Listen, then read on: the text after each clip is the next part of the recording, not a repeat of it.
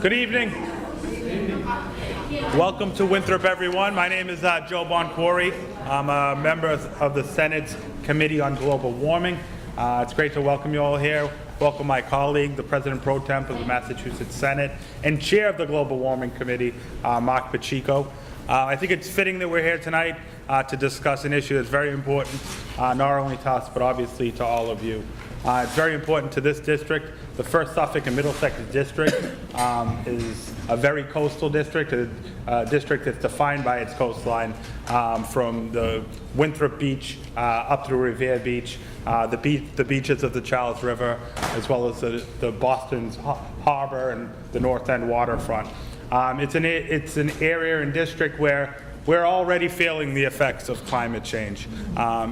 You know, you can see it in Boston with the king tides that flood the wharfs in the North End when they come through. We see it here in Winthrop. In Winthrop, we just developed or redeveloped Winthrop Beach, and after spending much resources on that project, I think it only took 2 storms before all the brand new sand was washed away. But also even into Revere and Revere Beach, anytime there's a great storm, you know, it's an issue where Short Beach, the beach that connects Revere and Winthrop Beach, has to be shut down completely, and it really limits options in this town for egress and moving in and out of this community. So this is certainly a district that's already feeling these effects, and it's something we need to be talking about. It's something the Senate is talking about, effects of climate change, preparedness, mitigations, and our solutions that affect all constituents, not just in this district, but in the greater Metro Boston West area and all throughout the Commonwealth. With a rapid development in Boston, we need to start talking about planning and developing in a very coastal resilient way. We need to talk about modernizing transportation systems. We need to talk about creating options as they relate to seniors and working families around development in this issue, especially at a time where the national rhetoric, as scary as it could be so often, and what the administration is now doing in the White House and withdrawals from the Paris Agreement, and really just not taking this issue very, very seriously, I think it creates a good opportunity for local leadership to step up and carry the mantle as it relates to renewable energy, clean energy, and global warming. So, in speaking of leadership on this issue, I think in this Commonwealth there's probably no better person to talk about this issue than the chairman of this committee, Marc Pacheco, who's been a leader on so many issues in this Commonwealth throughout his distinguished career in the legislature, and he is the go-to guy, not just in the Senate, but really across the Commonwealth in talking about climate change, renewable energy, and global warming generally. So it's my distinct pleasure to welcome, I think for the second time, he has been to the Winthrop Arms before, he let me know as we toured around Winthrop. So for the second time, I want to welcome the President Pro Temp of the Massachusetts State Senate, Senator Marc Pacheco. Thank you for being here. Thank you. Thank you.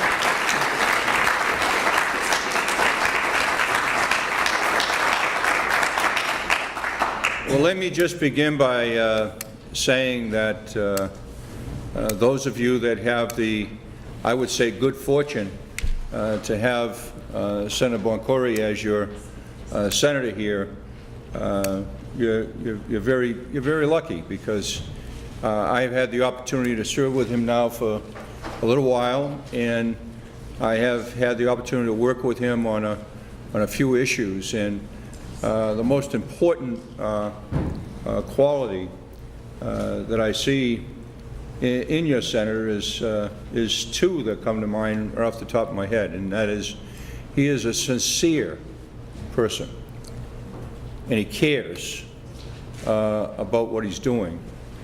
And I see him as somebody that's just working night and day for you. And so I just want to thank you for your leadership in the Senate and your willingness to host one of our clean energy tours here in Winthrop. I have been to Winthrop a few times in the past, but I must say that there's been a lot of changes that have occurred here in the community over the last 10 years or so. It's amazing what is taking place. And see, when I come through communities now, I look at roofs.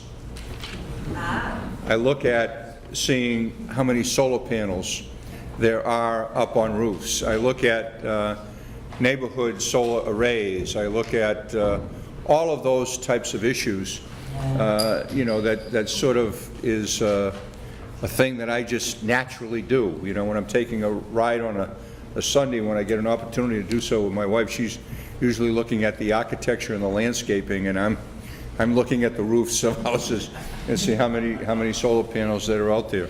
So I just want to congratulate the community as well for the leadership that they have been doing in this regard, because it is something that is very, very important. I just have a couple of quick opening remarks, and then what we're going to do is go to testimony. There's one person that absolutely has to leave, and so we're going to take him out of order. But I just wanted to say this. When we first began talking about this, at least when I first began talking about this a number of years ago, actually one of your former senators here was the president of the Senate, you know, Bob Travellini. How many know Trav? We say Trav. Oh, a few hands. So you'll understand the story, because this is actually how we became the first committee on global warming and climate change in the United States of America at the time. It happened because I was asked by then former Vice President Al Gore, and well, then he still is former Vice President Al Gore, that there was going to be a documentary shown at Coolidge Corner in Brookline, and they wanted somebody to come down and just do a little discussion afterwards about the film. How many have seen Inconvenient Truth? Right, and the sequel is coming out very soon. It's called Truth to Power, Telling Truth to Power. That's coming out very soon. So I saw that documentary, and at the end of the documentary, you may remember that there was a link to sign up to be a climate messenger. And I went home that night. At the time, I was the chair of the Environmental Committee, and a lot of environmental legislation would come before our committee, and we hear a lot of testimony, and sometimes we'd have people talk about climate, but there were, you know, a whole array of environmental issues. And after I saw that movie, and I thought I knew a little bit about climate-related issues because I served on the Environmental Committee for a number of years, I said, we've got to do much more on this. And so I decided to sign up and be a climate messenger. And a couple of months later, I got a note back saying I was selected and to go out to Nashville, Tennessee, and I was in a room with a few more people than this, about 150 of us, and we were actually trained by Al Gore to give the climate presentation that he gave as part of the documentary. Now, if you know how long that is, when you actually, especially somebody who is not as well versed as he is in giving it, it will take you at least 45 minutes to an hour to give the presentation. Don't worry, I'm not going to do that tonight. But those of you that know Trav know that he has, and still does to a certain extent, a short attention span, you know? We're being recorded, you know? Yes, that's good, that's good. He knows it's in a book. I have it in a chapter of a book, and he gave me permission to tell the story. So, so this is a true story now. So I go to see the Senate President after I did the training.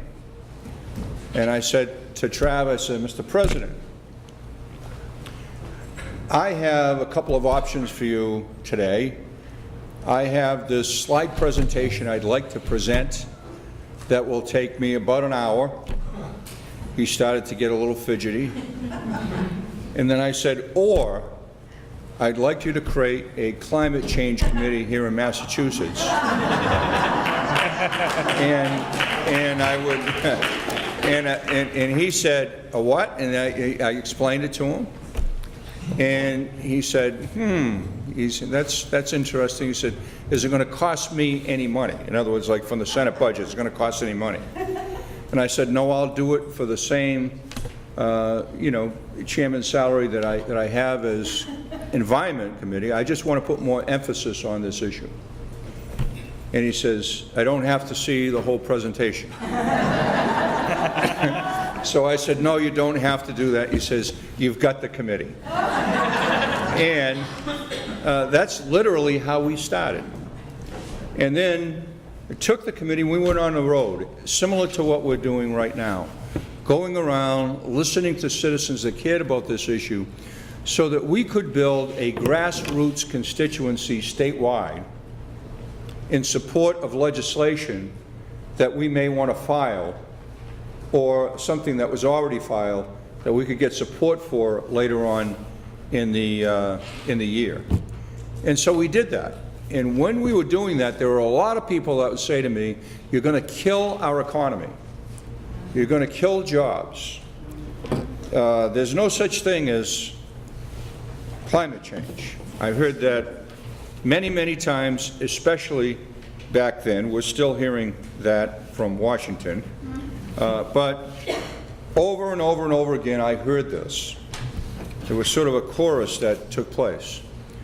Well, at the end of the day, what was taking place way on the West Coast in California is they were passing pieces of legislation that here in Massachusetts we were starting to take a look at. At the time, we had a new governor that came in, Deval Patrick, the Speaker of the House at the time, the Senate President at the time, all decided that they wanted to embrace some of this new legislation. And there was a lot of controversy around about it. And we adopted what we called the Global Warming Solutions Act, which was the same name that was the piece of legislation that was passed in California, which I was the chief sponsor of, and that bill passed here in Massachusetts, not without some opposition. There was opposition to that legislation right up until the last day of the session back in 2008. But we got it passed. So we fast forward, and here we are in 2017. Today, my friends, we have an $11.8 billion clean energy economy that was created here in Massachusetts. $11.8 billion. So it was really a false choice between the environment and the economy. You can have both. You really can. Just in the last year, we've seen a 75% increase, or 45,000 jobs, not in the last year, since 2010. 45,000 new jobs, which added to the ones that were created prior to that, we're up to 105,212 private sector jobs in the clean energy sector, 6% increase from 2015 to 2016, just in that 1 year period. And when you look at these numbers here, we're #1 in energy efficiency. California just tied us, so we can't just be sitting back on our laurels. We have to, continue to move forward. I mentioned the $11.8 billion clean energy industry, but there's been some 6,714 new small businesses, clean energy companies that have been created here in the Commonwealth. And you start to see them when you're out on the highways and byways around Massachusetts, don't you? You see the little vehicles that say solar company on the side of XYZ company, and you're seeing that happening all the time. I noticed when I pulled into the Senior Center here tonight, I looked across the street, I mentioned it to Joe, I said, there's a solar panel right over there, right across the street, 10 panels on the house across the way. So in the northeast part of Massachusetts, in this part of the state, there are some 50,712 high-paying jobs in the clean energy sector and over 3,000 clean energy businesses, just within the northeastern part of Massachusetts. In southeastern Mass, we have about 24,000 high-paying jobs, and something like 1,600 clean energy, businesses. There's one thing that I can't show you because you can't see it from there. I don't have a projector, but if you look at this, you might be able to make out a map of the U.S. on my iPad, and you see it's light red and deep red, right? The dark red is the northeast part and the northern part of our country across the U.S. So all of the northeast going up to Maine and Vermont, Massachusetts, that's in a section of the U.S.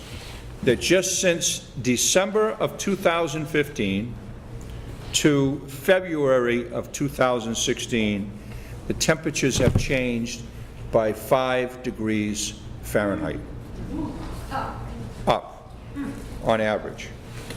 Now, it's not like that every day, but the mean temperature during that period of time has increased by 5 percentage points. We've seen hurricanes, we've seen the intensity of these storms increase. You're certainly seeing that right here on the coast. Joe and I talked about that as he was bringing me around for another tour of Winthrop. We've seen the global average absolute sea level change increase significantly already. But the good news is that we have, this is another thing you can't really see, but you see a lot of green on this U.S. map, dark green and light green, and then a lot of gray.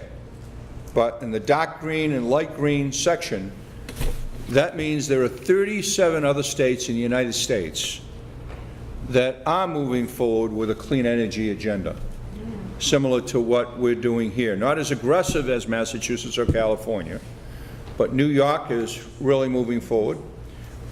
So isn't, Connecticut. You're going to see all of the Northeast states, all the governors, Democrat and Republican, have signed on to climate goals that they want to see met. Charlie Baker? Yes, he has. So one final slide, the light blue slide, which is the economy, is continuing to go up as the purple line continues to go down. That's greenhouse gas emissions.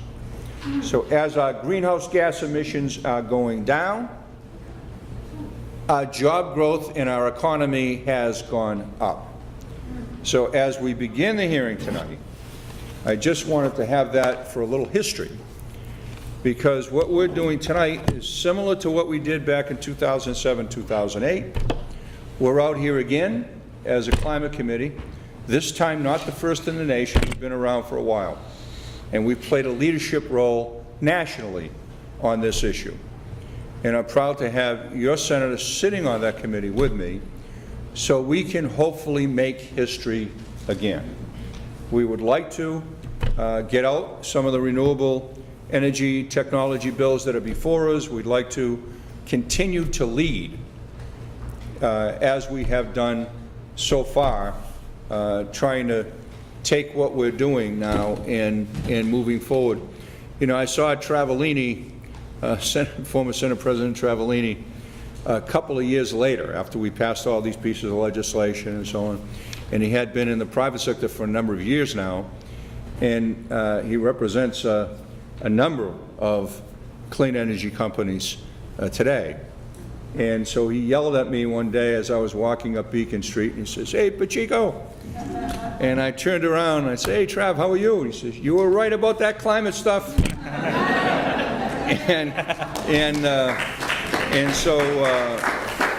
So I want to tell you, all of you that are here, I'm sure you've heard it from friends and family and other types of things, that it's a challenge. But you're right on this issue too, or you wouldn't be here tonight. You're passionate about it, you care about it. So let's hear from you the rest of the night. And I know we have an individual waiting to. We'd ask you to come up, state your name, what the topic is you'd like to talk about, and I'd ask you to just be cognizant of the fact that there are probably at least half of the people that are here have signed up to speak. So we want to be courteous not only to the first person, but we also want to have some people hanging around by the time the last person speaks. So I'd ask everybody to try to limit their testimony to 1 or 2 minutes. And if you have written testimony, get it to us, because we will read the written testimony.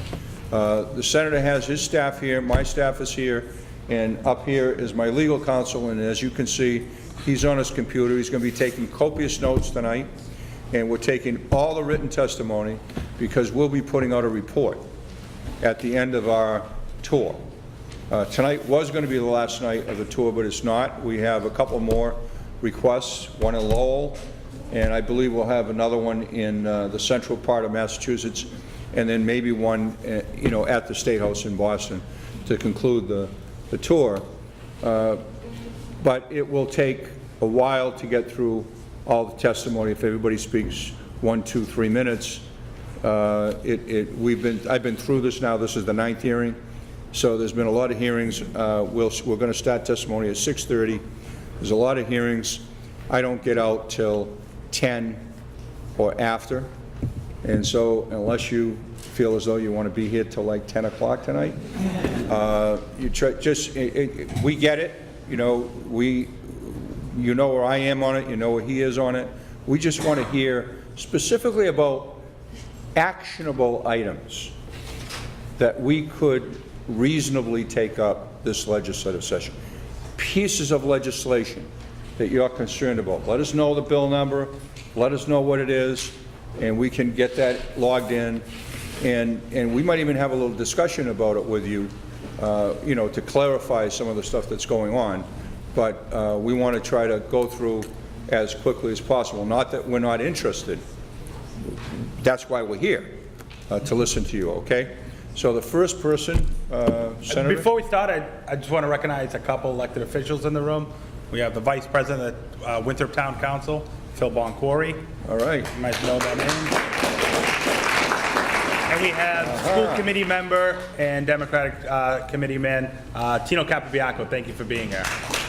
This your dad? Yeah, that's my father. All right. Ian, as the Vice President of the Winthrop Town Council, I want to officially welcome you to Winthrop and thank you for coming here with one of the hearings, because Winthrop is very concerned. Being a coastal town, I'm sure Joe took you around it. You saw the condition of some of the beaches that we have, yes, some of the seawalls that we have, and we're going to need some help from you. Well, let me tell you something, Mr. Boncore, if you don't mind. One of the places your son took me was to Nana's house. So I was over to the house a little earlier so I could have a bird's eye view in terms of what goes on, especially with those intense storms. So thank you very much, and thank you for your leadership locally as well. Thank you.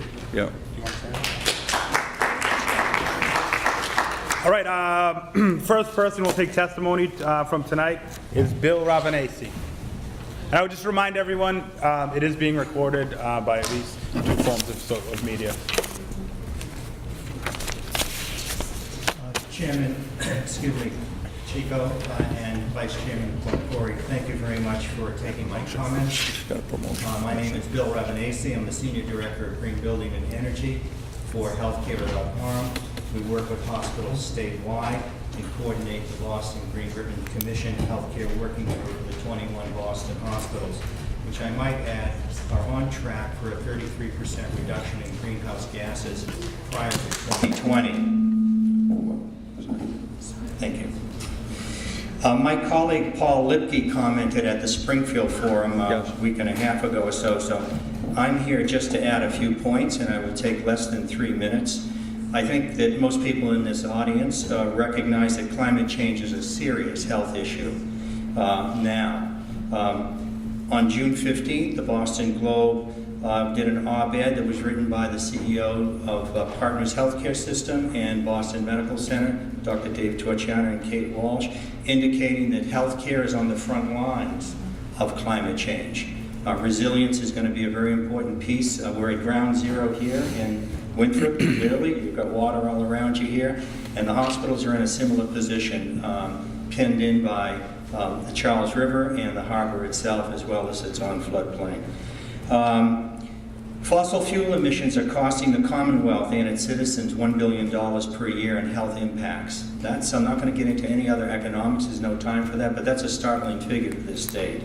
It's well established that climate change increases premature deaths, asthma, cardiopulmonary events, mental health issues, neurological damage, drug use, violence, disease vectors such as Lyme, West Nile, and Zika.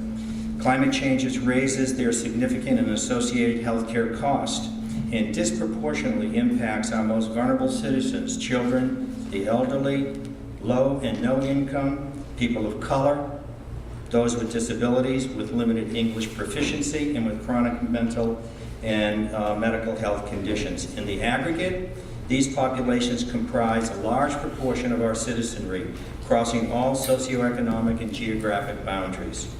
So I have two different pieces here on action items. I'm going to roll through them pretty quickly. Energy policy should support the following. There's three pieces here. One is climate resilient, multimodal mobility system encompassing expanded investments in public transit, biking, pedestrian infrastructure, and smart land use policy. Two, proactive risk reduction efforts to protect people, assets, and energy, water, food, and transportation infrastructure. I think we all witnessed what happened in Katrina and in Sandy as well, Superstorm Sandy.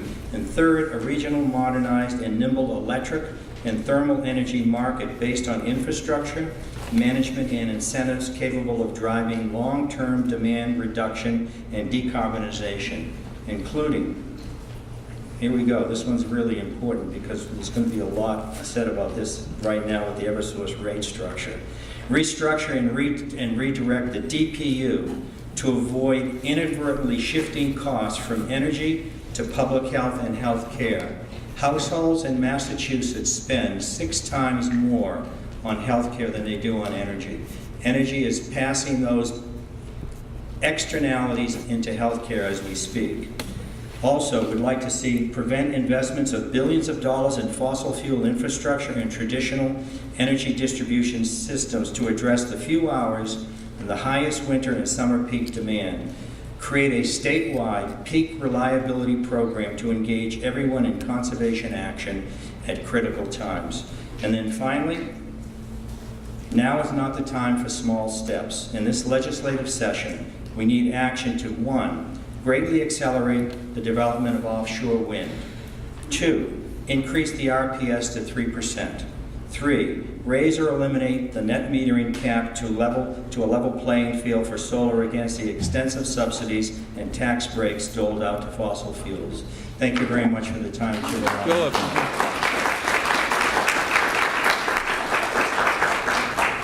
Thank you very much, Bill. And let me just say that, you know, that list sounds a lot like an omnibus bill that's been filed. And we thank you for your leadership on this. And I want to thank all those in the, the Partners Health Group and Boston Metropolitan area that have been working on this in the Green Ribbon Commission. So thank you very much. Maybe we can get some of you, together to come in sometime as well and talk a little bit more. I want to thank you for your leadership, both of you. Thank you. Yeah. Thank you. What's the omnibus bill? There's, I'll talk about it in just a minute. I want to recognize Winthrop's newest town councilor, the councilor from Precinct 5. I saw Pete Christopher come in. Thank you for being here.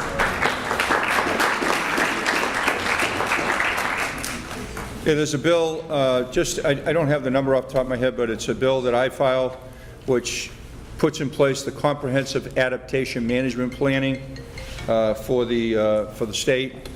It also expands offshore wind by another 4,000 megawatts. We have 1,600 megawatts going out right now. It also looks at smart grid technology so that we can begin to look at our grid, I'm talking about the physical parts of the grid, that a lot of it is was built in another century and really needs to be updated for the 21st century. So there's a lot of that that we can do together, including increasing the RPS standard by 3% and increasing the net metering cap. So Cindy Lupi from, yeah, the Senate bill is 1880 is the name of the bill, number of the bill. Cindy, Okay. nice to see you. Oh, nice to see you both. For the record, my name is Cindy, and I'm the New England Director for Clean Water Action. I'm also on the board of the Mass Climate Action Network. I'm pretty active with Mothers Out Front here locally, and really appreciate the Senator's leadership in helping to catalyze our discussion about climate and moms and the future that we'd like for our kids here in Winthrop. So it's a privilege to be here. We're so glad that you came to Winthrop. Formally tonight, one of the hats I'm wearing is as a member of the Green Justice Coalition, Clean Water Action, Community Labor United, Alternatives for Community and Environment. Many community justice groups are linking arms with labor around looking at the benefits of a clean energy economy and making sure that low-income communities of color are central to our clean energy economy going forward. So in the theme that all politics is local, wanted to urge support for S-426, which is a bill that would simply put into law environmental justice protections so that as our clean energy economy moves forward, low-income communities, communities of color, as well as communities like Winthrop, have equal protections from environmental burdens and equal benefits under the clean energy economy. So this is an important justice and economic justice issue that we see as very closely linked to the clean energy economy growth. So that's one point in one bill I really wanted to emphasize. One other thing that I wanted to do, and this mic is interesting. One other thing that I wanted to do was just introduce into the record some specifics about Winthrop, because as one of the most vulnerable communities in the state to sea level rise, I did some research and looked up under a website called climatecentral.org.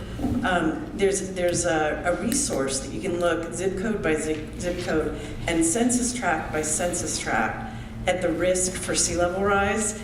And I just wanted to get this into the record to give some perspective for how urgent your leadership is and how much we appreciate the courage and the focus you bring to this fight. They see that for Winthrop specifically, there's a population of 4,000 that is vulnerable to inundation in a storm surge of 5 feet. 2,000 homes, a property value currently of $580 million, and the likelihood that a 5-foot flood could happen here is between 50 to 100% by 2050. So obviously these percentages reflect the current reality, a business as usual course. And that the site also stresses that we can reduce the worst of these impacts with more clean energy leadership. So I just wanted to enter this into the record and stress the cost of inaction as well as the benefits of action here. Every community has its own specific vulnerabilities. Here in Winthrop, we're really concerned about sea level rise, and I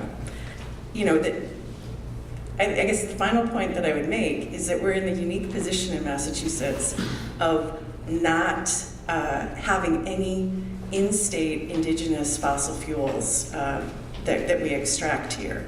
All the coal, all the oil, all the natural gas, the fracked gas comes from other places. It's imported here. So we're just with you 100% in investing in the local, homegrown clean energy economy.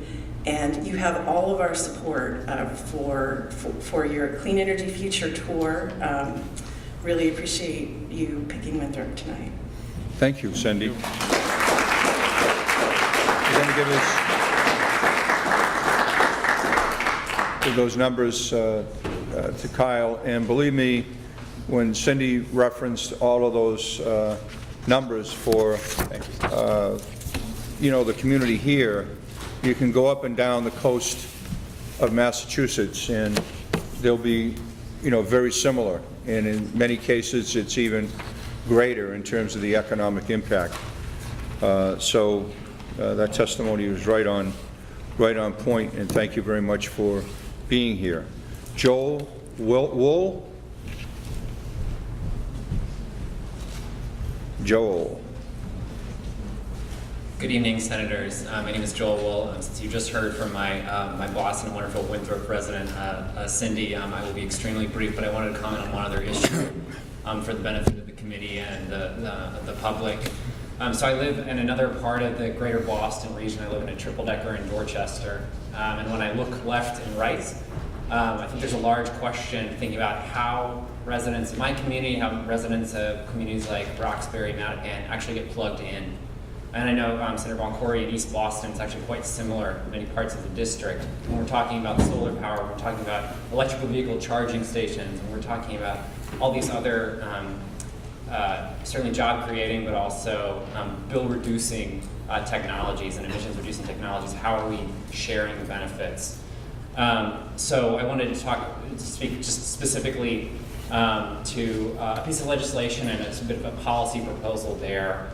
So we've worked with Senator Chang Diaz to file a bill, which is Senate 1831. I think more broadly, we need to make sure that our energy policies are fair, that they're equitable from the root, that people who are renters, people who are low to moderate income, people who lack adequate credit can actually not only have basic access to these services, but are compensated at a meaningful level. Right now, we're at a place where, particularly if you live in the city of Boston or in the eastern Eversource territory, if you live in a densely settled area, it's very difficult to have any access to solar energy in particular. And it's made harder by recent changes to our energy policies that reduce compensation to solar. When you parcel it out, when you parcel out community solar to many different renters, the value can go down just to make the numbers work for projects. What we're hoping to do is make sure that not only are there not barriers to clean energy, but there aren't barriers to individuals. That wherever you are in the state, you can have the same opportunities. Certainly, to work in clean energy industries, but also to have fair treatment on your bill. And that is one of the major things we'll be pushing for in the next coming years. I think that it requires action at both the legislative and administrative level, so we hope you will attend to this. Thank you. Thank you very much, Joel. Thank you. We have somebody that signed up. We said signed up yes or no, but we have a maybe. Maybe So it says maybe. It says yes, no, or maybe. So here we go. I can't. Angie Dam Liha? No, thank you. No, thank you. Okay, all right. She's in favor of mothers out front. Yes, we were introduced to her on our way in. So that's great. Steve Dodge.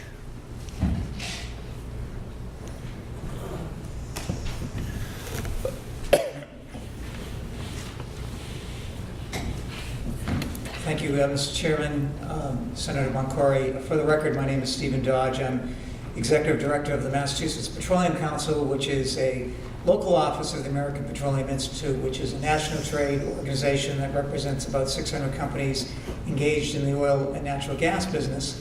And I do understand that I am the skunk at the garden party. But I just hope that you take this in the spirit in which it is given, and it is really a spirit of cooperation. I do think it's important to keep a sense of balance when we are dealing with energy policy. I have not been to the other hearings. Quite frankly, I thought this might be the last hearing, so I wanted to make sure that sense of balance was put on the record. First of all, I want to say that I represent an industry that should really be more appropriately called big energy than big oil.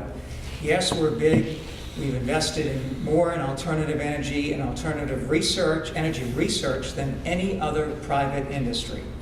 But sometimes I think what gets lost is that while our industry is working to change the energy mix, there are a lot of examples. I'll only give two. Shell is working with Toyota on hydrogen technology. Chevron has become a worldwide leader in geothermal energy, and yes, we do recognize that climate change is real. But we cannot take fossil fuels off the table entirely. Most importantly, and I think this sometimes gets lost in the shuffle, excuse me, natural gas has been part of the climate change solution. Greenhouse gas emissions have been cut by 2/3 since 1990, primarily because of the conversion of electric generating facilities to clean burning natural gas. And it's somewhat ironic that natural gas used to be the fair-haired child of the environmental community, and we are now the evil empire. The bottom line is that we will continue to need natural gas to meet our energy needs. Renewables need to be aggressively pursued, but they cannot meet all of our energy needs. Renewables alone cannot ensure that we have a reliable grid that provides clean energy that the average consumer and businesses can afford. And ISO New England, the independent operators of the grid, have said that. The Energy Environmental Information Agency under the prior administration, the Obama administration, the latest projections show that only 16% of our energy, electricity generation in this country will be generated by renewables by 2040. Just one side note, and that is that, and I think Senator Pacheco, you were chairman of the Senate Post-Audit Oversight Committee when these hearings were held. But it was not all that long ago you conducted a hearing, your committee conducted a hearing about high energy prices.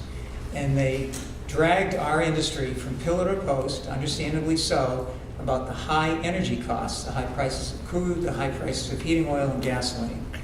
And I can't help but think, but where is the outrage now that the region is paying 50% more for electric and gas bills than the rest of the nation? For industrial users, it is twice as much. And it is misleading to suggest that while our rates are high, our bills are lower because we conserve more than the rest of the nation. We are conserving more, and that's a great thing. We are #1 in Massachusetts for energy efficiency and conservation, and that's tremendous. But it's comparing apples to oranges to suggest that our lower bills make up for the fact that our rates are high.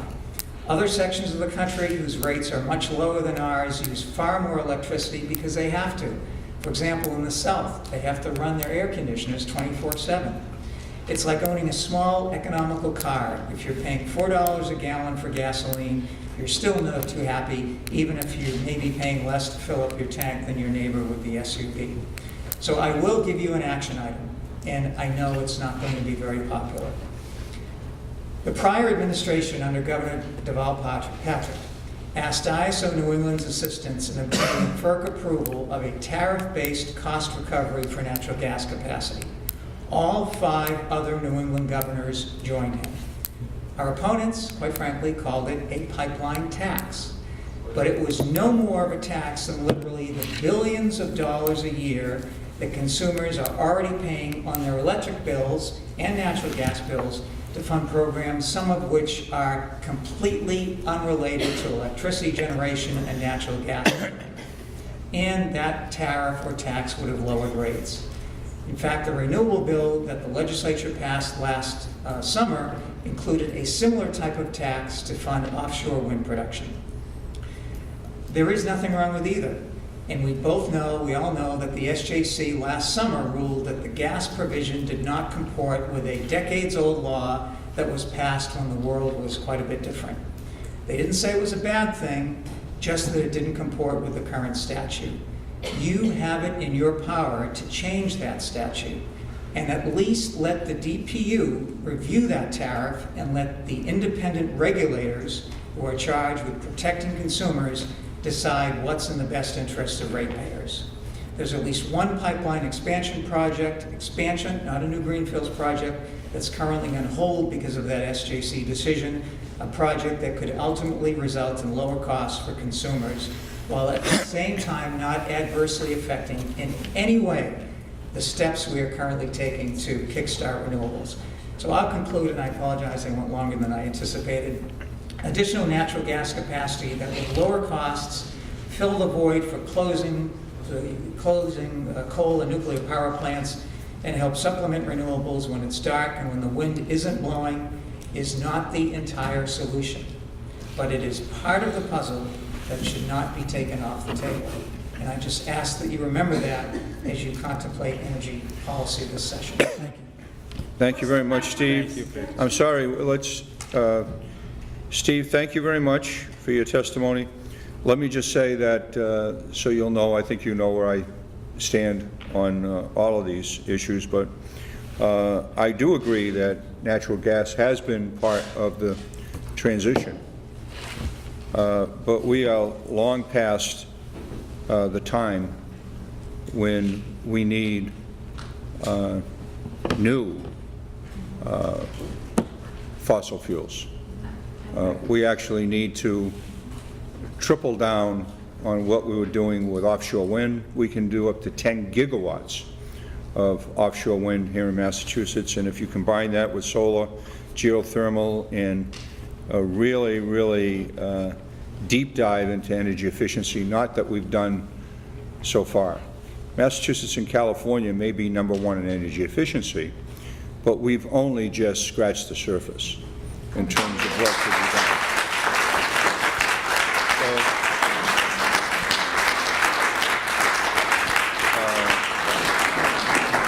So I look forward to working with you. I know you had a request. I think Kyle told me if you want to come in and talk about, some of the industry issues, we're certainly more than willing to look at it. I'm even willing, believe it or not, to take off all the subsidies that Massachusetts has on the renewable energy side if the oil and gas industry is willing to get rid of all the subsidies that they have.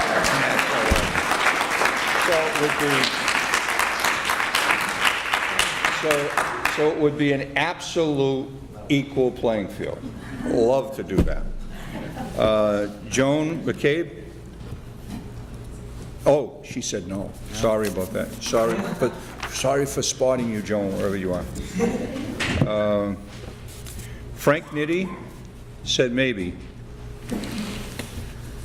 Frank? Okay. I'll be brief.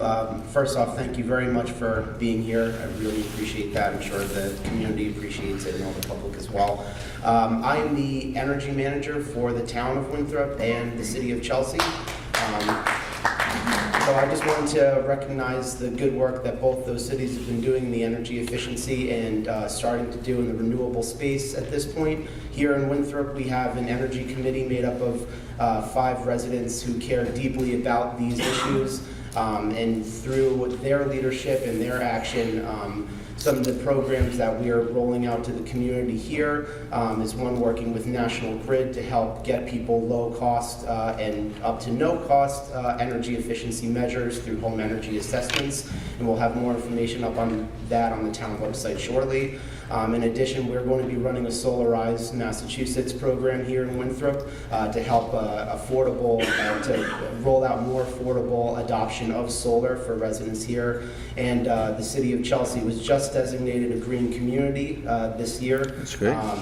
With up to $312,000 in grant funding for energy efficiency measures in town in the city. So I just want to recognize the great work that both communities have been doing. Winthrop is already a green community, and we've been doing a number of projects related to energy efficiency measures across town for the last 3 years, one of which or 4 years, one of which I've been here for and managing. So I wanted to thank the Energy Committee. I wanted to thank all of the community action groups in Chelsea and in Winthrop for your leadership on this issue. And please reach out to myself, and the town can direct you to me for any questions on solar or energy efficiency steps that you can take at home. I'd be more than happy to be a resource for the public here in town and also in Chelsea.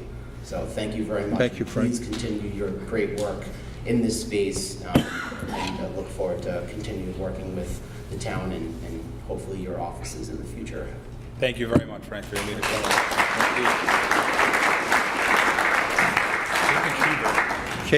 Kate McKeever.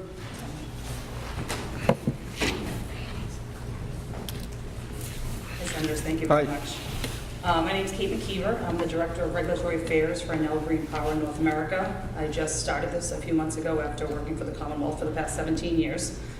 So Enel is one of the world's largest power companies. It extends across 32 countries and all 5 continents. We connect 61.5 million customers to more reliable and increasingly sustainable power, drawing from a net installed capacity of 84 gigawatts, 36 of which come from renewable energy, and we have pledged to become carbon neutral by 2050. Right. As a large power producer, we're committed to our employees, communities, and facilities, and the environment. This is why Fortune magazine ranked Enel 5th in their Change the World list, the only utility company on the list. Enel Green Power North America is part of Enel. We're headquartered in Andover, Massachusetts. We have 300+ employees in the Commonwealth who work to develop and operate the company's fleet in 23 states.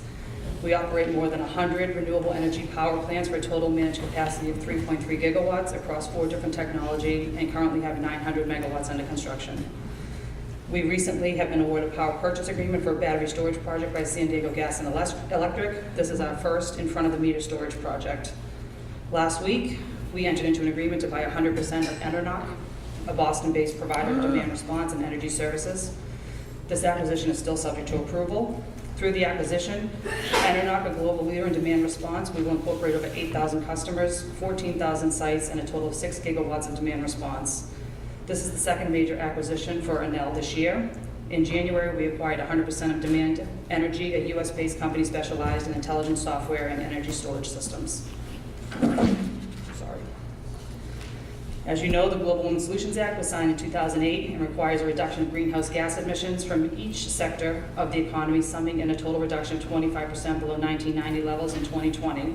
In addition, Governor Baker recently signed Executive Order 569. To meet the Commonwealth's aggressive GWSA mandates and to comply with the Governor's executive order, Massachusetts is going to need to grow its clean energy sector. As a Massachusetts-based company, Enel wants to be a partner with the Commonwealth in achieving the GWSA goals. The recent Synapse study prepared for the New England Clean Energy Council finds that all scenarios meet the 2020 Massachusetts GWSA requirement, but some scenarios are outside the compliance trajectory as soon as 2021.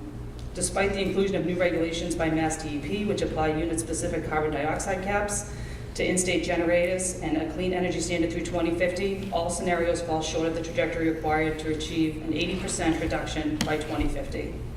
Let me start by saying that the existing RPS program has been very successful in renewable generation being built to date, resulting in millions of metric tons of GHG reductions. However, if we're going to achieve our aggressive GWSA mandate of reducing GHG by 80% below 1990 levels by 2050, then we need to promote the development of more renewables and support existing clean generation. To ensure we have necessary demand for all this additional supply, which includes the major procurements under the 2016 Energy Diversity Act, we must increase the RPS annually to 3% to avoid an oversupply of RECs. An imbalance between supply and demand will result in drastic decrease in the Class 1 REC prices, making it very difficult to finance projects or to continue to support the projects initially built in response to the RPS. An increase in renewables will also displace fossil fuel generation and help fill the gap left by retirement of baseload resources such as Pilgrim. Renewable energy is now cost competitive compared to conventional generating resources. Using levelized cost of energy analysis, the cost of generating electricity from renewable energy continues to decline. For context, I want to share some other RPS mandates. Currently, the Massachusetts RPS requires 25% by 2030. As a way of comparison, New York's clean energy standard and California's RPS require 50% by that same time. Think about that. Massachusetts is a national leader in the clean tech sector and #1 in energy efficiency, but we're number 19 when it comes to RPS targets as compared to other states, and 4 New England states have higher RPS mandates than we do. Energy storage and demand response technologies will also expedite the transition to a clean energy future by aligning renewable generation and demand. In the Commonwealth, these technologies are critical to achieving the GWSA mandates and maintaining a resilient, reliable, and cost-effective grid. Due to the intermittent nature of renewable resources, energy storage is essential as a firming resource for renewable generation, ensuring that load is always met, and as a means to replace the construction of heavy, polluting, seldom used natural gas-fired power plants that require huge amounts of ratepayer-funded capital. Energy storage can be an alternative to peaker plants, both by providing energy supply keep times and by alleviating grid constraints.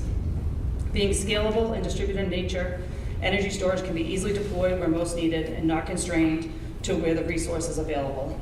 Also, with no emissions or noise and requiring simple but effective safety measures, it can be deployed close or within urban areas.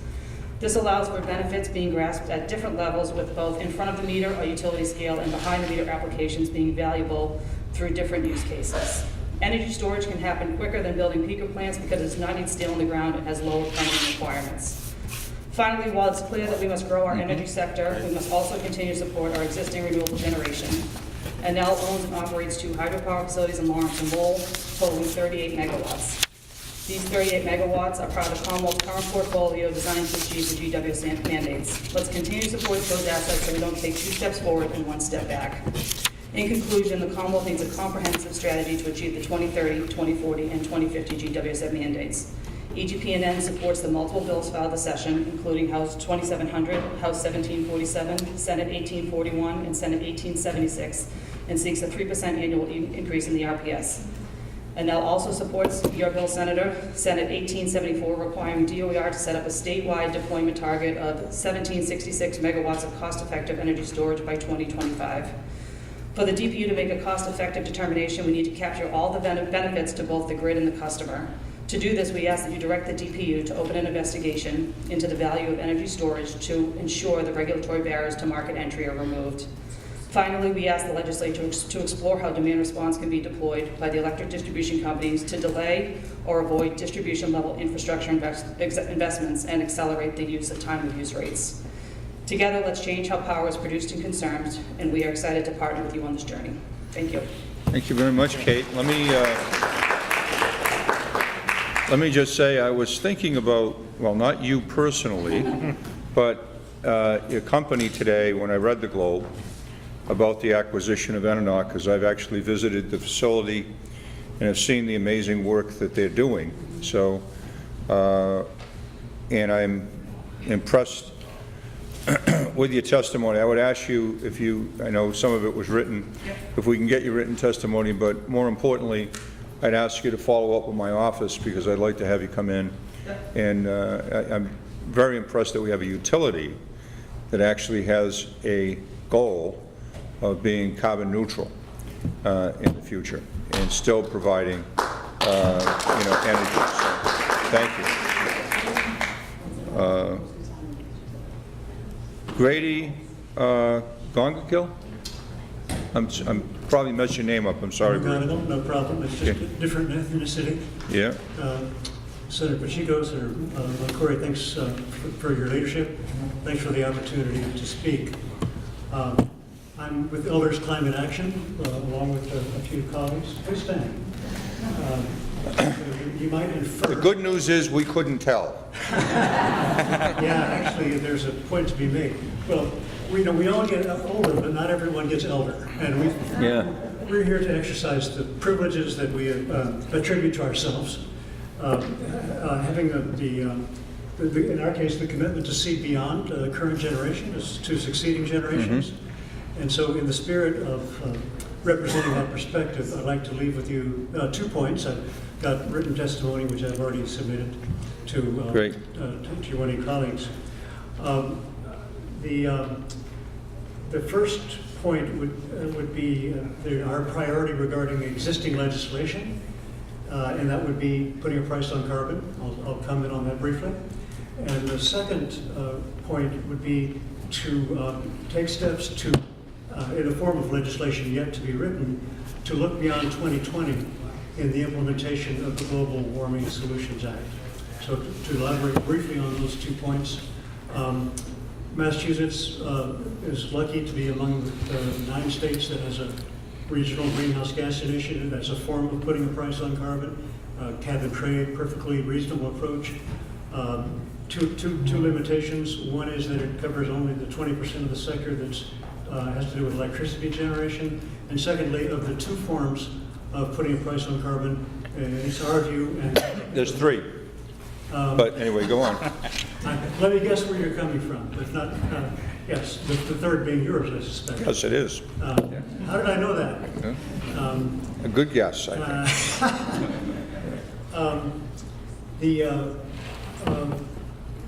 Putting a price on the option number 2 of the 3, then I appreciate the correction, would be to directly tax it, which takes it out of the realm of regulation and lets market forces take over. It will predictably decrease demand for fossil fuels, increase demand for renewables, and like you, we would support training the regulations that now effectively subsidize fossil fuels in favor of eliminating them. So that's the kind of balance that I think would make sense. Number 1 then is the carbon tax. I think the eyes of the nation are on us. If we were to put the price on carbon in this form, I think other states would follow, and we would have set the kind of stage that we've done in healthcare, with Massachusetts taking the lead. Number 2, regarding the implementation of the Global Warming Solutions Act, we feel privileged to be in a state that aspires to, by 2050, reduce greenhouse gases 80% over 1990 levels. A lot of attention now is on the goals for 2020, rightly so. It's in front of us, not too far ahead. Although it's ambitious, we think there's a good chance the state will create that. But that's because in some sense the state is cheating. It's able to build on, by a significant percentage of that reduction by 2020. It's capitalizing on the fact that we're switching from fuel oils and coal to natural gas. Well, we can't keep doing that, and as you point out, natural gas was great looking back, but not looking ahead.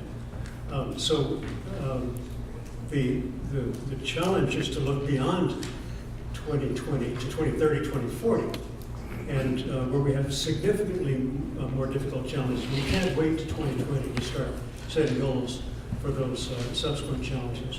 We need to expand into all sectors, and when you include transportation and heating, you're already into domains that are sufficiently difficult, so we're not going to be able to reduce by 80% by 2050. So we're going to have to do more than 80% in other areas.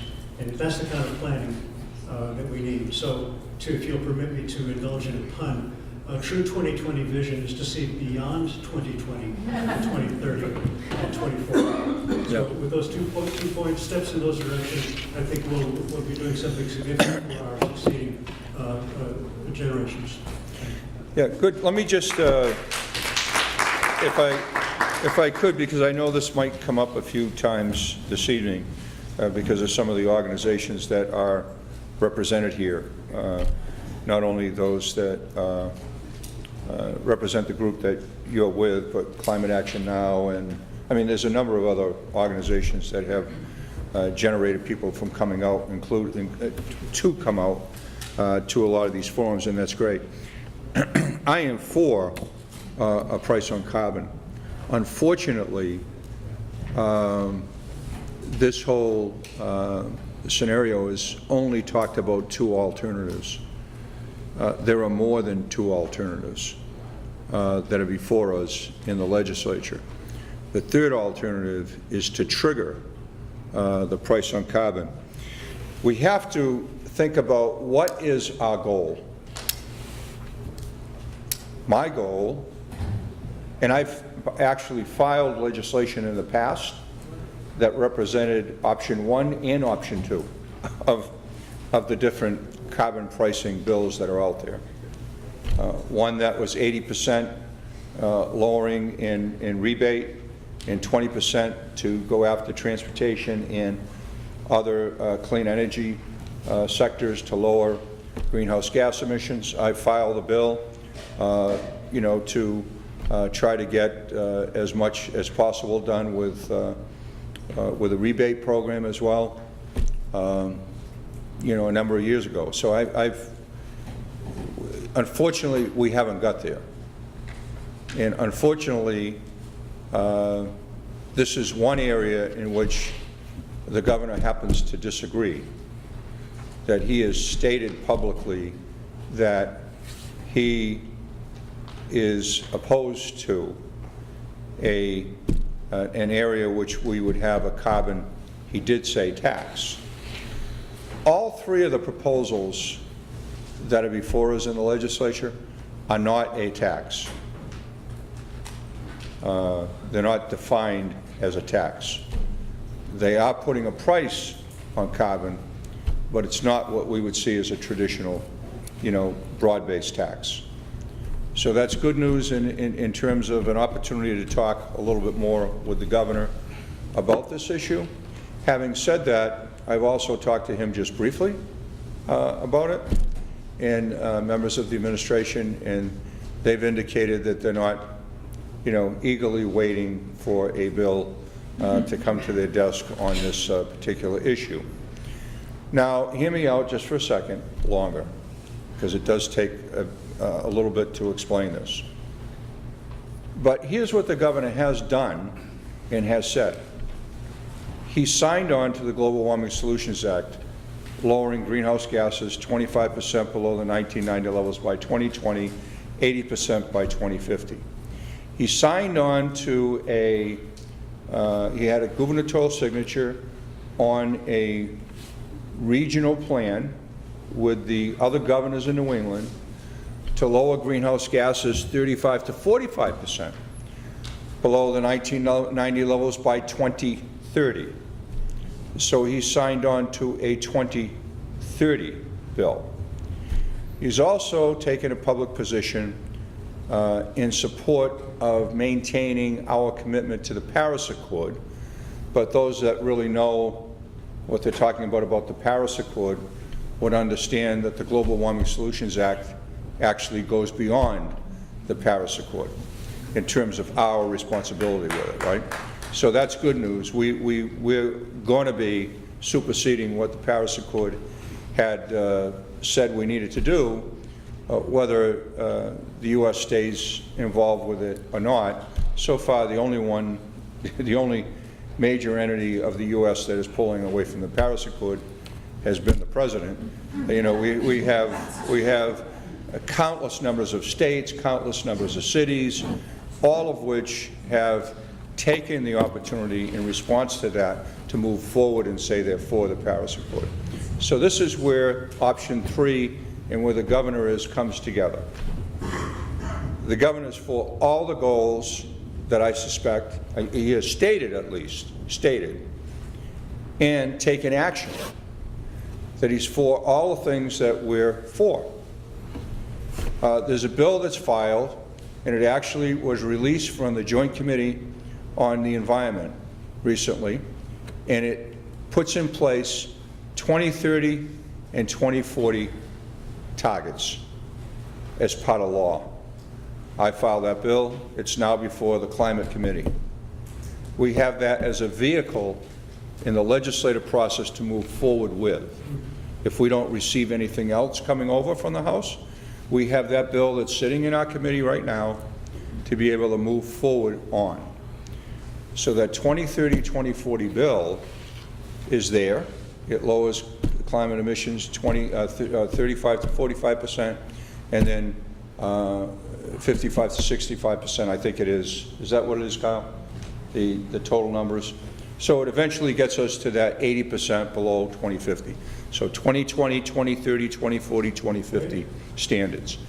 Now, here's where my bill on carbon pricing, get back to carbon pricing, comes in. That instead of trying to have the argument up front, we're going to put this in, the governor's saying, I don't need that. I'm going to meet these requirements without it. So instead of getting bogged down into the debate whether something's a tax, it's not, it's a price, it's not, back and forth with that whole political speak that goes on during the debate, just simply have the bill that says a price on carbon automatically goes into place if you fail to achieve the targets you signed on to. If you fail to achieve the goal, then it automatically goes into place an economy-wide price on carbon. And we already know it would be upheld by the Supreme Court of Massachusetts because the Supreme Court of Massachusetts has already stated that the existing Global Warming Solutions Act allows the governor today, without legislative action, to put a price on carbon. Today, we don't need any further legislation. If the executive branch wants to do it, they can do it tomorrow, Tuesday. They can put it in place. They are obviously choosing not to do that, and they're saying they're going to go forward and they're going to meet the requirements. Okay, go forward, meet the requirements. If you fail to meet one of those requirements, the first time that happens, a tripwire takes place and the price on carbon goes into place. That's the third option. Do you mind if I comment? Go right ahead. Regarding it sounds like you're saying there's existing legislation that addresses the Existing law. 2040. No, there's not existing legislation. There's an existing bill Yeah, that would put in place a 2030 and 2040 requirement. by legislation I meant bill. Yeah. So I've never had such a rapid response to a recommendation. Thank you. Yeah. Well, Regarding the carbon, the three different forms, I stand corrected, of putting a price on carbon. All of them sound good to me. Getting one of them through, whichever is the most politically feasible. Yeah. I think our view would be that Representative Benson's is perhaps the least because it is a tax, it's revenue positive. Senator Barrett's is revenue neutral, therefore is not technically a tax. But yours clearly has the advantage of not being a tax and also being triggered, which I think makes it probably more politically viable, and we would applaud it. I think the reason why I filed it the way I did, I think it's the way in which the administration could eventually agree with it, because it's saying the only time it would go into place is when something that they've already said they would do doesn't happen. Very astute. May I invite you to be an honorary elder? Thank you. Unfortunately, thank you very much. Go ahead. I want to recognize another elected who just joined us. Since moving into the position as town council president in the town of Winthrop, this gentleman has made investments in talking about coastal resiliency and development around rising sea levels, and developing a smart plan approach to development in the town of Winthrop, not just with words, but recently with some money too. So I want to recognize the town council president, Russ Sanford, who just joined us.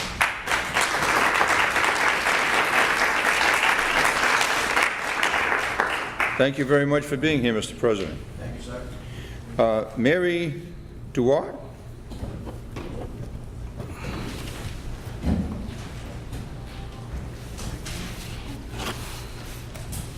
Thank you. I'm Mary Dewart from Climate Action Brookline. Okay, thank you. And we are members of your chapter, of one of 40 chapters for the Mass Climate Action Network. And we're also involved in Mass Power Forward Coalition, which has over 150 organizations and businesses and important people who care about our future. And I want to thank you for being a champion of climate action at the State House. And we look to you for taking our voices here to the governor, to your colleagues, and to bringing your voice to through what we've said. And I just want to say that there are many bills before the State House, but we have Mass Climate Action Network and the Mass Power Forward has three that I'd like to mention tonight. One of them is to increase the renewable portfolio standards by 3%. Now Brookline just passed our community choice aggregation, and we are reducing our town climate footprint by 5% by that simple act of passing town meeting and the selectmen going with good energy and mass energy. But I think this is a really important high goal that we should stick to and fight for. We also support the Access Solar for All bill, 1831. There are many barriers, as Joel Wool has said, to fair access to solar, and this is a very important bill. And finally, we care deeply about the discussion about carbon pricing. Right now, we're supporting 1821 because we can cut our carbon footprint 10% by supporting this particular bill. And I hope that you will give voice to our comments tonight and bring them to the State House. Thank you very much. Thank you. Thank you very much. Susan Hitchcock Bryan and Winthrop. There you go. I finally got to you. See that? Thank you, Senator Boncore and Senator Pacheco, for your leadership. Enormously appreciated. I'm Suzanne Hitchcock Bryan. I live in Winthrop, and I'm a member of Massachusetts Mothers Out Front. And I had the glorious joy of welcoming my 4th grandchild into this world 3 weeks ago. But along with that joy, I had profound anxiety. What legacy will we leave to her? Will our planet survive? Will our global citizens survive? Will she survive? A wise woman, Zainab Magavi of Mothers Out Front, once passed on these potent words: it's not about believing in climate change. It's about understanding climate change.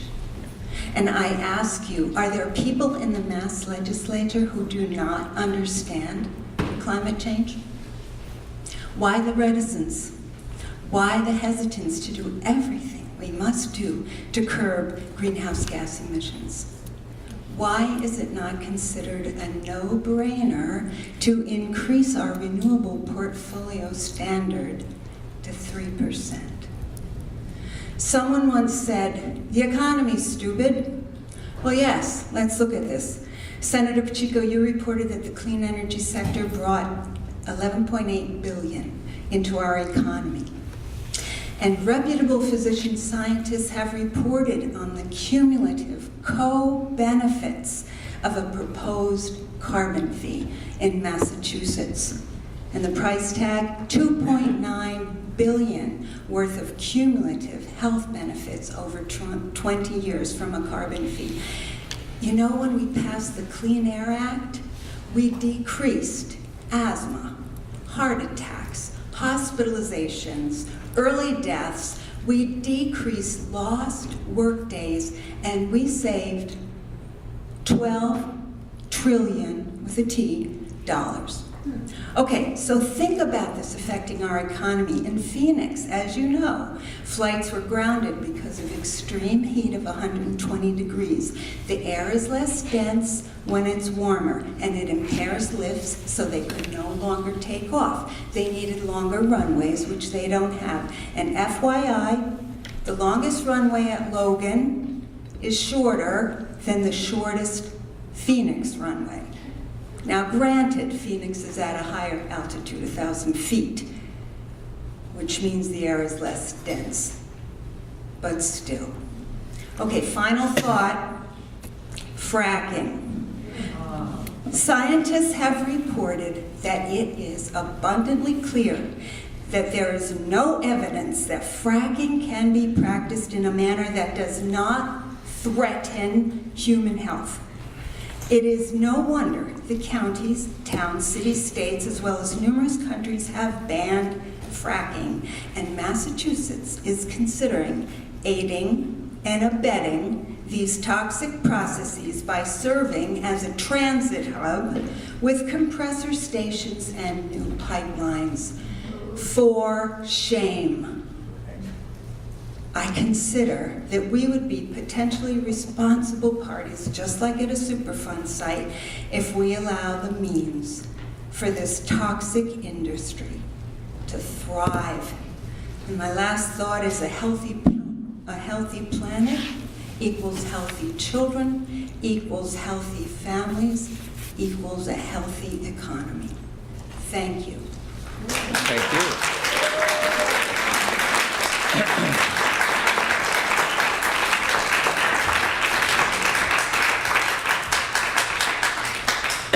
Thank you very much, Suzanne. And just to let you know, the fracking piece, there's a moratorium on fracking bill that's before the Joint Committee on Energy, and Environmental Affairs, which I filed. And so that's there waiting for action. And we just had a bill that came over on fuel tracking that came out of the Joint Committee.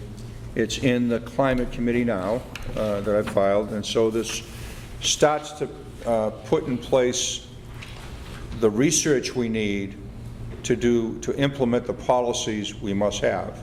And that's to track where the fuels are coming from. Right. So that we can also have a clean fuel standard here in Massachusetts, similar to what they already have in California. So we're working on those issues, but it will take us a little while to do it, but we're going to be persistent. So. Pipelines? What's that? Ban pipelines? Oh, the pipelines, we unanimously in the Senate voted against a pipeline tax. And in terms of our ability as a state, FERC rules at the federal level and state law at the state level are having a problem getting together with each other. So that's obviously an issue that sometimes is beyond our control. The compressor station issue, we had a hearing in Senator O'Connor's district, a Republican member of the Senate, new member of the Senate, who's absolutely on board with almost everything we're talking about here tonight, and is opposed to the compressor station and all of that. So out in Western Mass, in the Berkshire County, they also feel the same way. So the citizens are really leading on this issue. And as you're right, we just have to come up with the political will in the legislature to get some of these bills passed into law. Thank you very much. Carol Walker from Winthrop.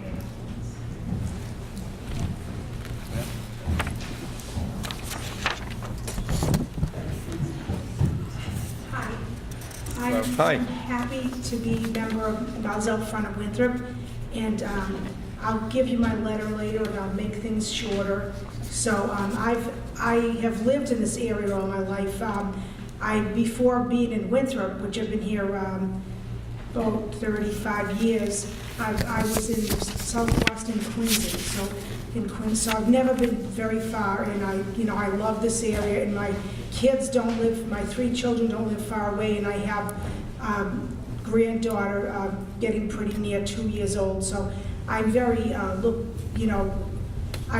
have to hope, and I'm very concerned about the future for especially my grandchild and also my children. We have to do things for their health. I was initially involved with 350 Mass, but when introduced to Mothers Out Front, I've really enjoyed this group. After Senator Boncore invited Mothers Out Front to present on gas leaks in Winthrop at a public hearing, I was thrilled to hear their work, and we launched a community organizing team here. And we're small now, but we've had an April 3rd WCAT TV forum hosting experts from the front lines of the pipeline fight against the utilities' push to build massive new gas pipelines, and we've explained the methane and gas leak problem to many of our town officials. And while we've begun to incorporate several new members with surveying residents on their environmental concerns, we all feel adamantly opposed to the construction of the Weymouth compressor station, which will endanger the health of all in this densely populated location. And before my small paragraph on that, I just want to say for everybody here, there is a sign-up sheet if you want to sign it it's a purple sheet on the table in the back of the room. If you'd like to sign up to be with us in Mothers Out Front, we're growing in a lot of number, and we'll let you know when we're getting together.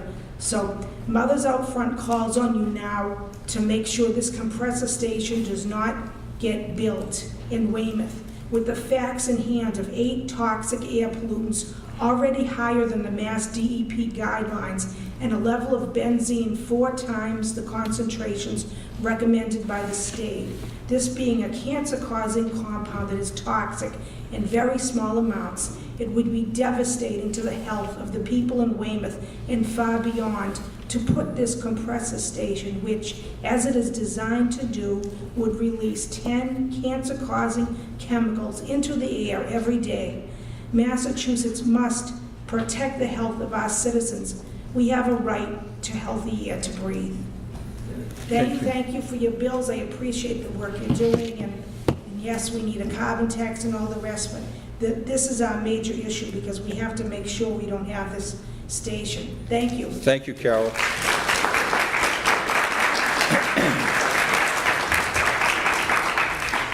Cecilia Duchette from Ashland.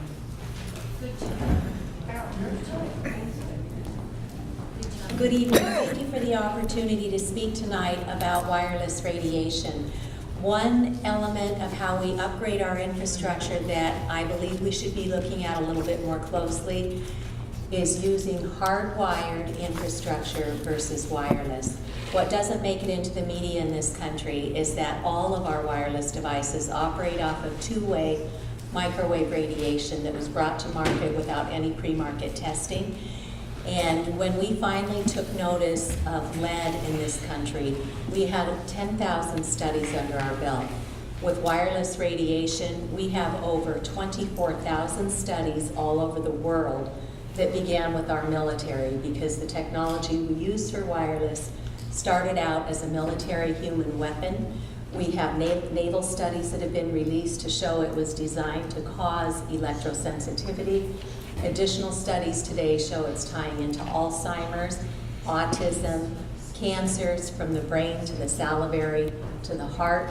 The National Toxicology Program issued a report last spring that showed DNA damage, brain tumors, and heart tumors.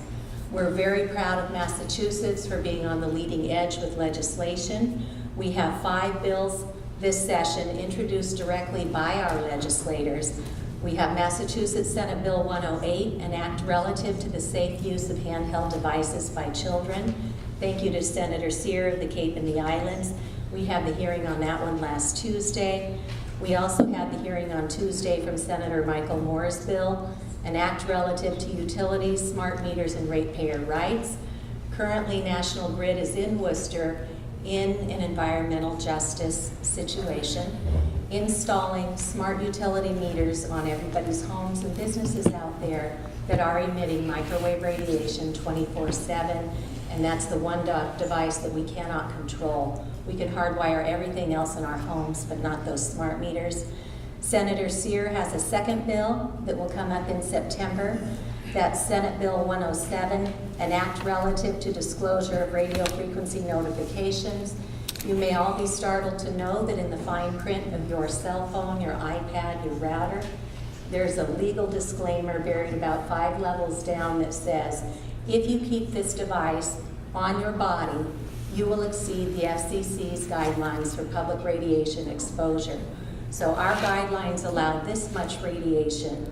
A vast volume of scientific evidence shows biological effects at the non-thermal level way, way down here, literally thousands of times lower than where our guidelines allow us to be exposed.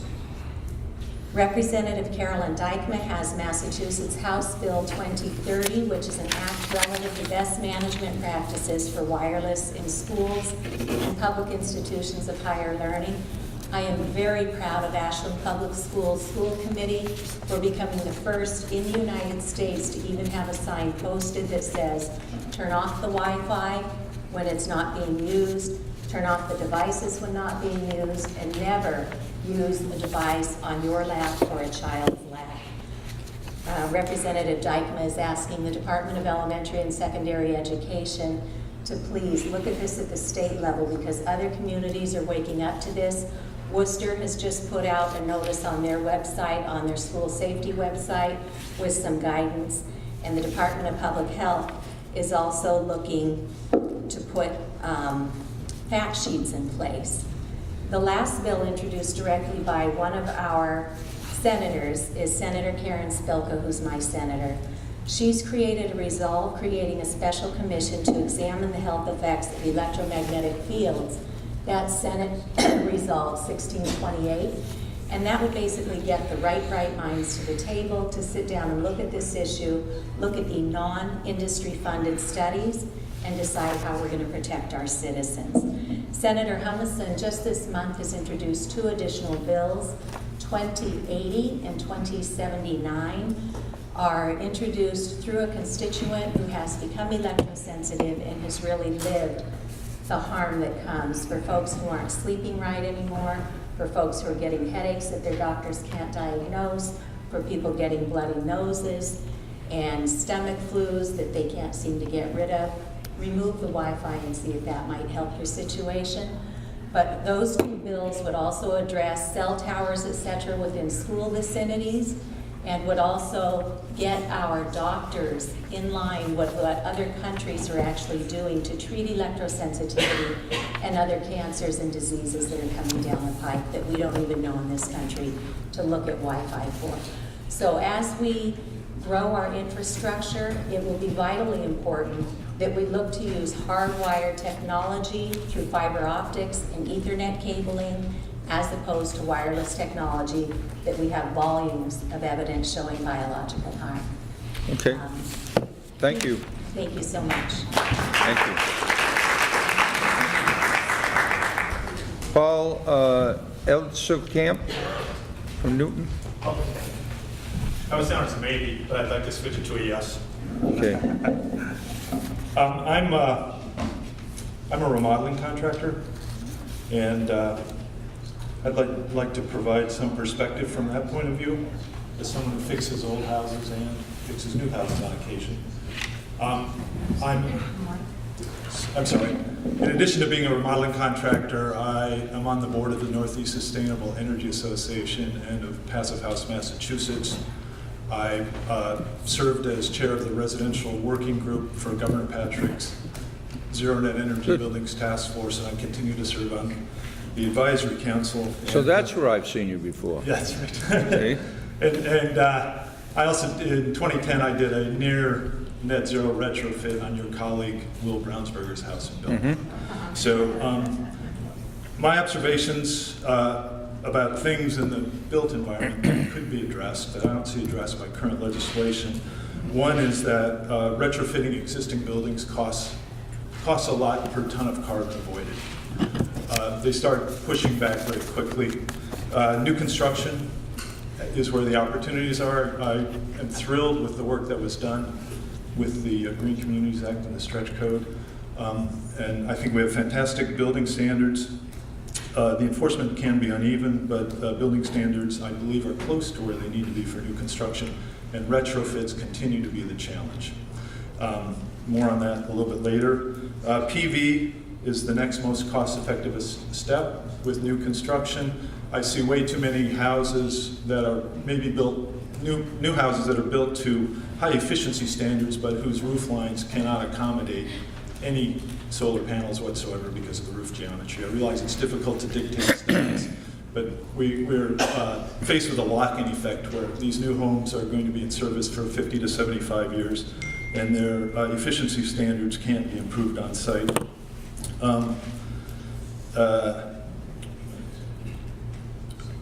A lot of existing homes do rely on natural gas, and natural gas does have its uses as a transition fuel at large scale.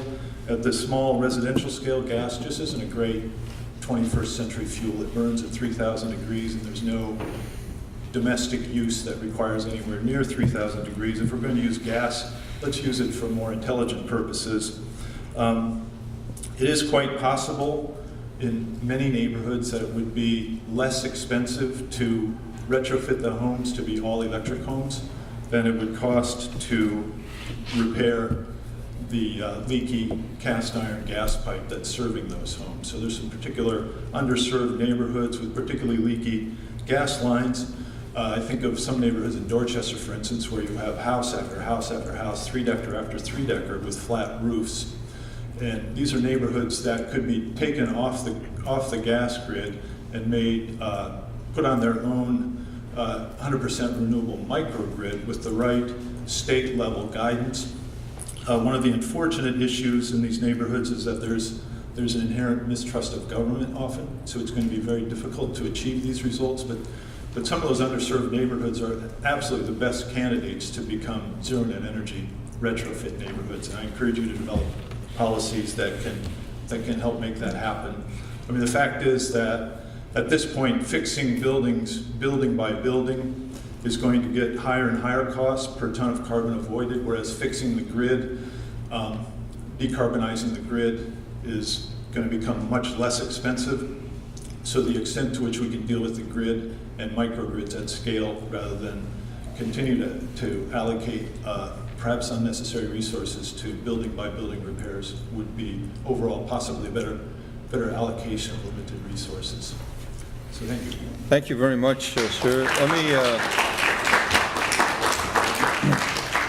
Paul, I would ask that if you have any written testimony, please get it into us, but I would ask if you wouldn't mind to follow up with my office, because we actually have been doing some work on the internally, looking at the retrofit, looking at other alternatives for residents that have forced hot water or oil, gas, what types of systems would be good for the state to partner in terms of partnering with an energy efficiency program to try to move folks off of the fossil fuel into other types of strategies. So if you'd follow up with us, we'd love to talk to you further. Speak next, Town Council. Yeah, introduce him. Go ahead. And next, we will hear from Winthrop Town Councilor Peter Christopher.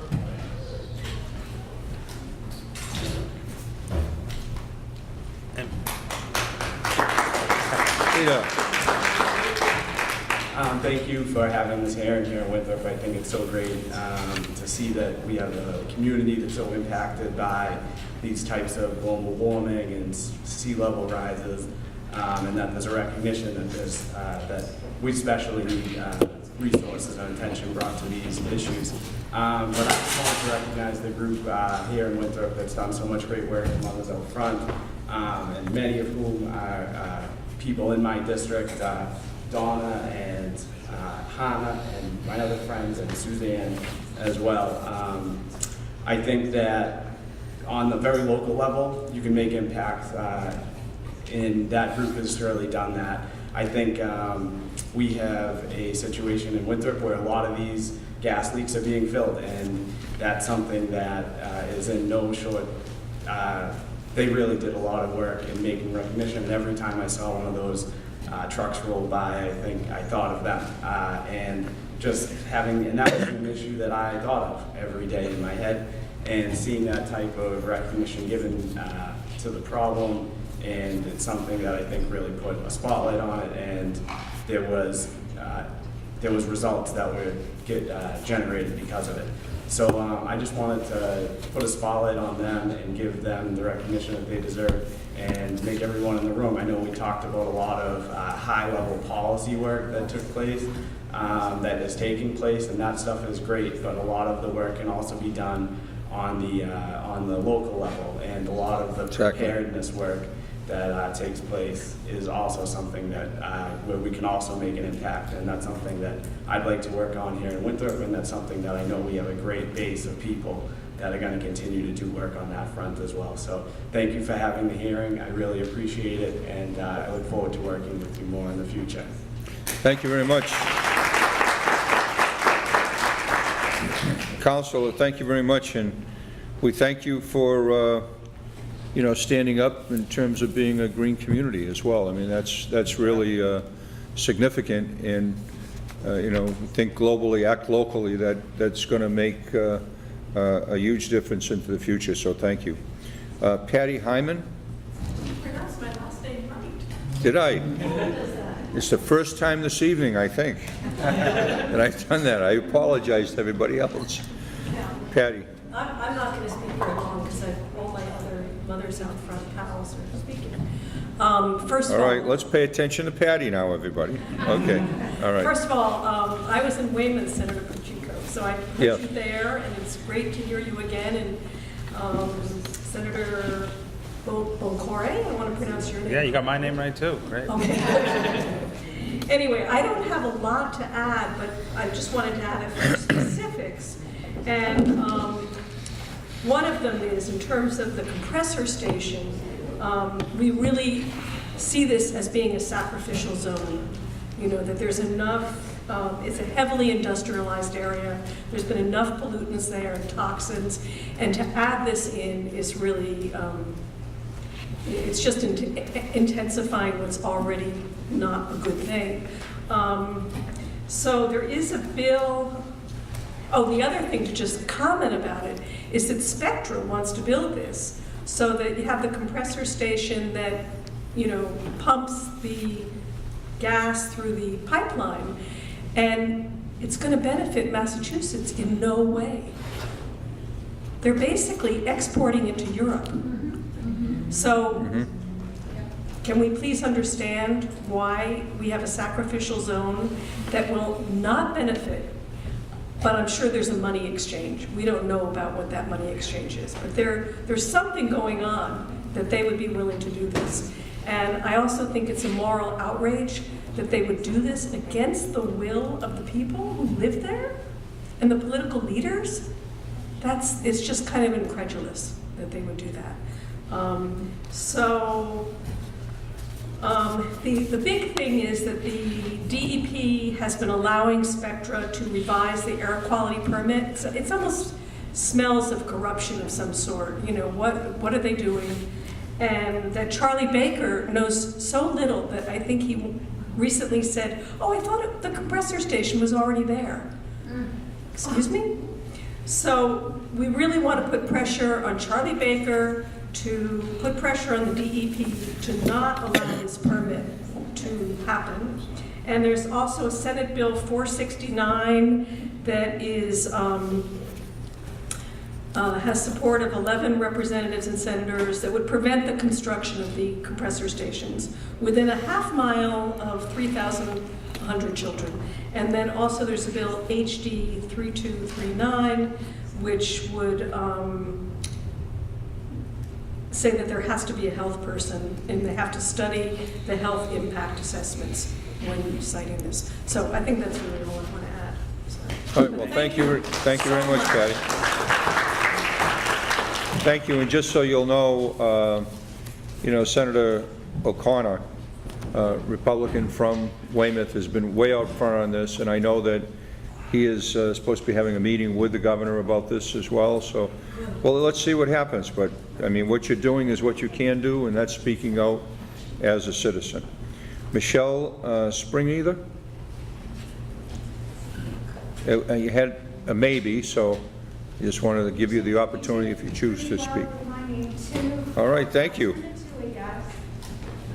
I was reminiscing, listening to all of the speakers, and I don't know how many times James Hansen has spoken to your committee, but I think I was in the room with you when James Hansen spoke in maybe 2007, before the Global Warming Solutions Act was passed. And my name is Michelle Springnether. I'm a trained scientist. I have a PhD in atmospheric chemistry, and I'm also a mom. So I'm speaking from both of those roles. And my daughter loved her middle school science teacher, Ms. Farhani, who was from Winthrop and brought the class to see a tidal pool here in Winthrop. And in high school, I just wanted to show you, my daughter made this very colorful mug for me in a ceramics class, and it's bright and cheerful, but then what you'll notice is there's a city and it's underwater. And I find it's very, the sky is also red to symbolize the warming.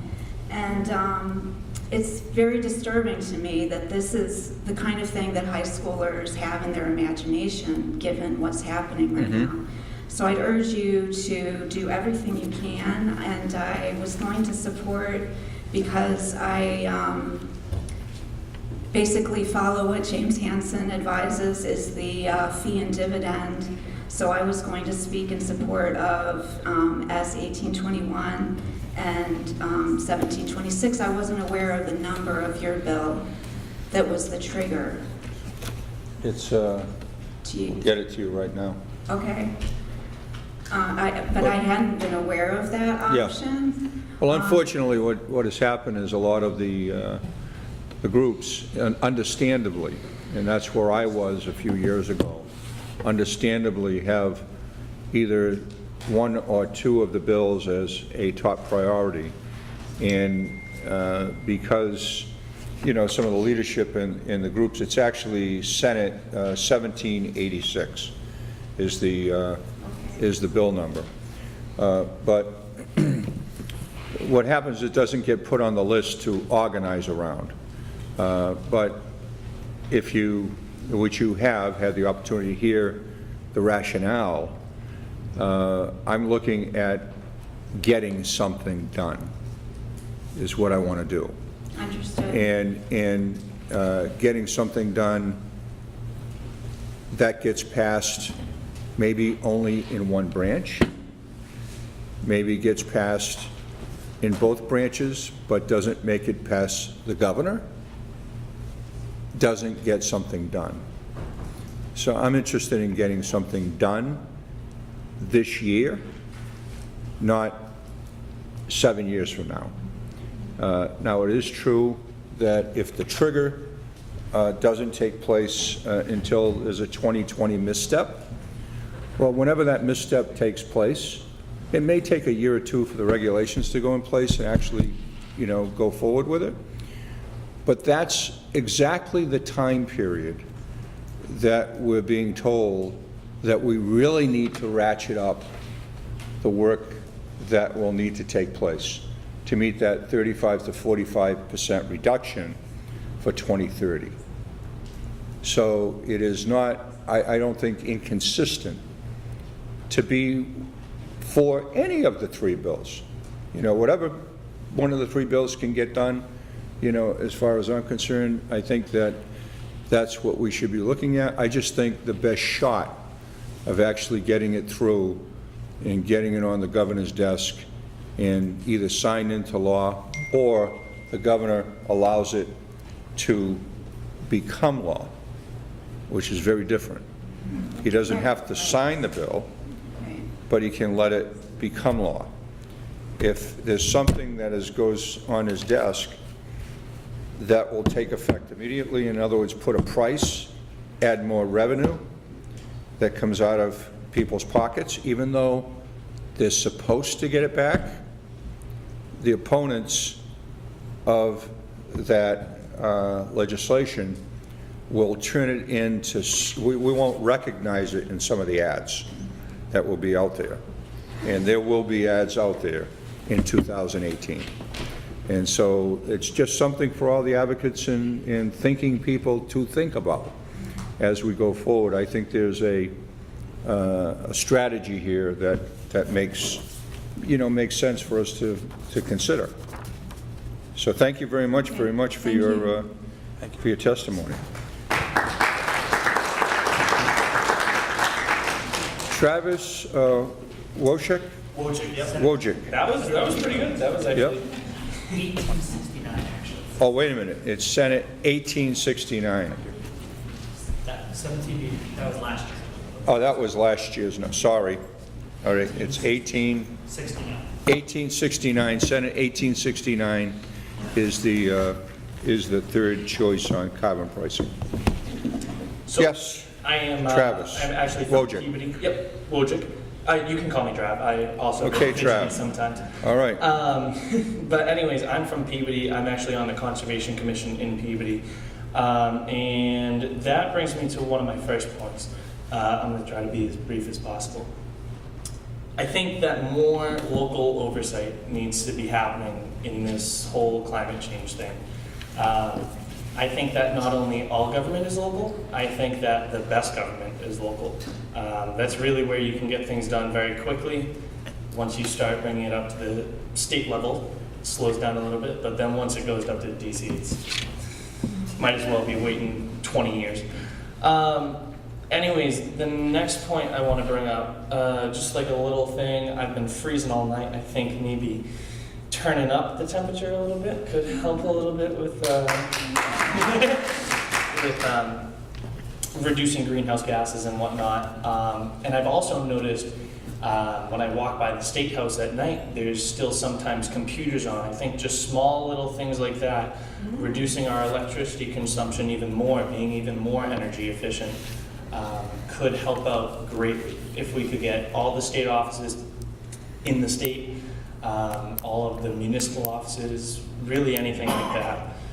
Just turn the computers off at night, turn the AC up a few degrees, turn the heating down a few degrees, anything like that. The next thing I want to talk about is transportation. The commuter rail needs to be electrified. I mean, I tried to get information as to how much diesel they consume every year, and nobody got back to me. But I'm sure it's a massive amount. And if we could electrify it and then actually have renewable energy be powering the electricity, I think that would be huge. I think the NEC needs to be upgraded, the infrastructure on that. I think we need to really force forward the federal government's move to high-speed rail, true high-speed rail. I mean, you've got Logan Airport right across the water, and the #1 destination out of Logan Airport is New York City.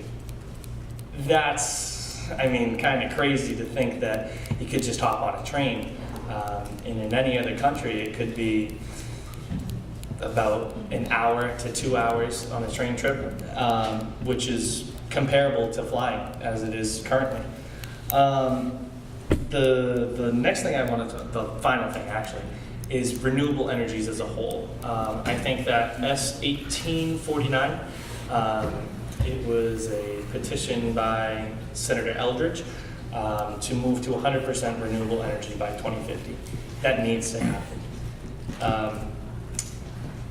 Also, hydrogen. Hydrogen is the most abundant element in the universe, and it needs to be aggressively tapped into. Hydrogen fusion and hydrogen fuel cell vehicles could be the key to near limitless energy. Currently, the Mbta has a fuel cell vehicle, which, for any of you that don't know, the fuel cell vehicle emits 0 pollutants. It only emits water. Now, by show of hands, I actually want to see who knew that the Mbta had a fuel cell vehicle bus. So one of the goals of the pilot program that the Mbta actually had was to raise public awareness, and I don't think it did very well. So my call to action on that is actually for you senators, to file legislation. I lost my spot a little bit. But to aid in the production of Mbta fuel cell vehicles, really make a fuel cell vehicle fleet, not just with the buses, but with the paratransit, with the ride, any terrestrial vehicle, really. And the next thing, or the next legislation I would love to see would be aiding in public access to these fuel cell vehicles. There's currently, I believe it's three fueling gas stations, I guess you could call them, because hydrogen is gas. They're in Charlestown, Billerica, and I think it's Braintree. I think that the state should really be pushing forward for a statewide plan in getting these fuel cell vehicle gas stations down on the map. So I thank you for all that you've done. I thank you for the tour, and thank you again. Thank you, Travis. Thank you very much. Thank you. David Thomas from Revere.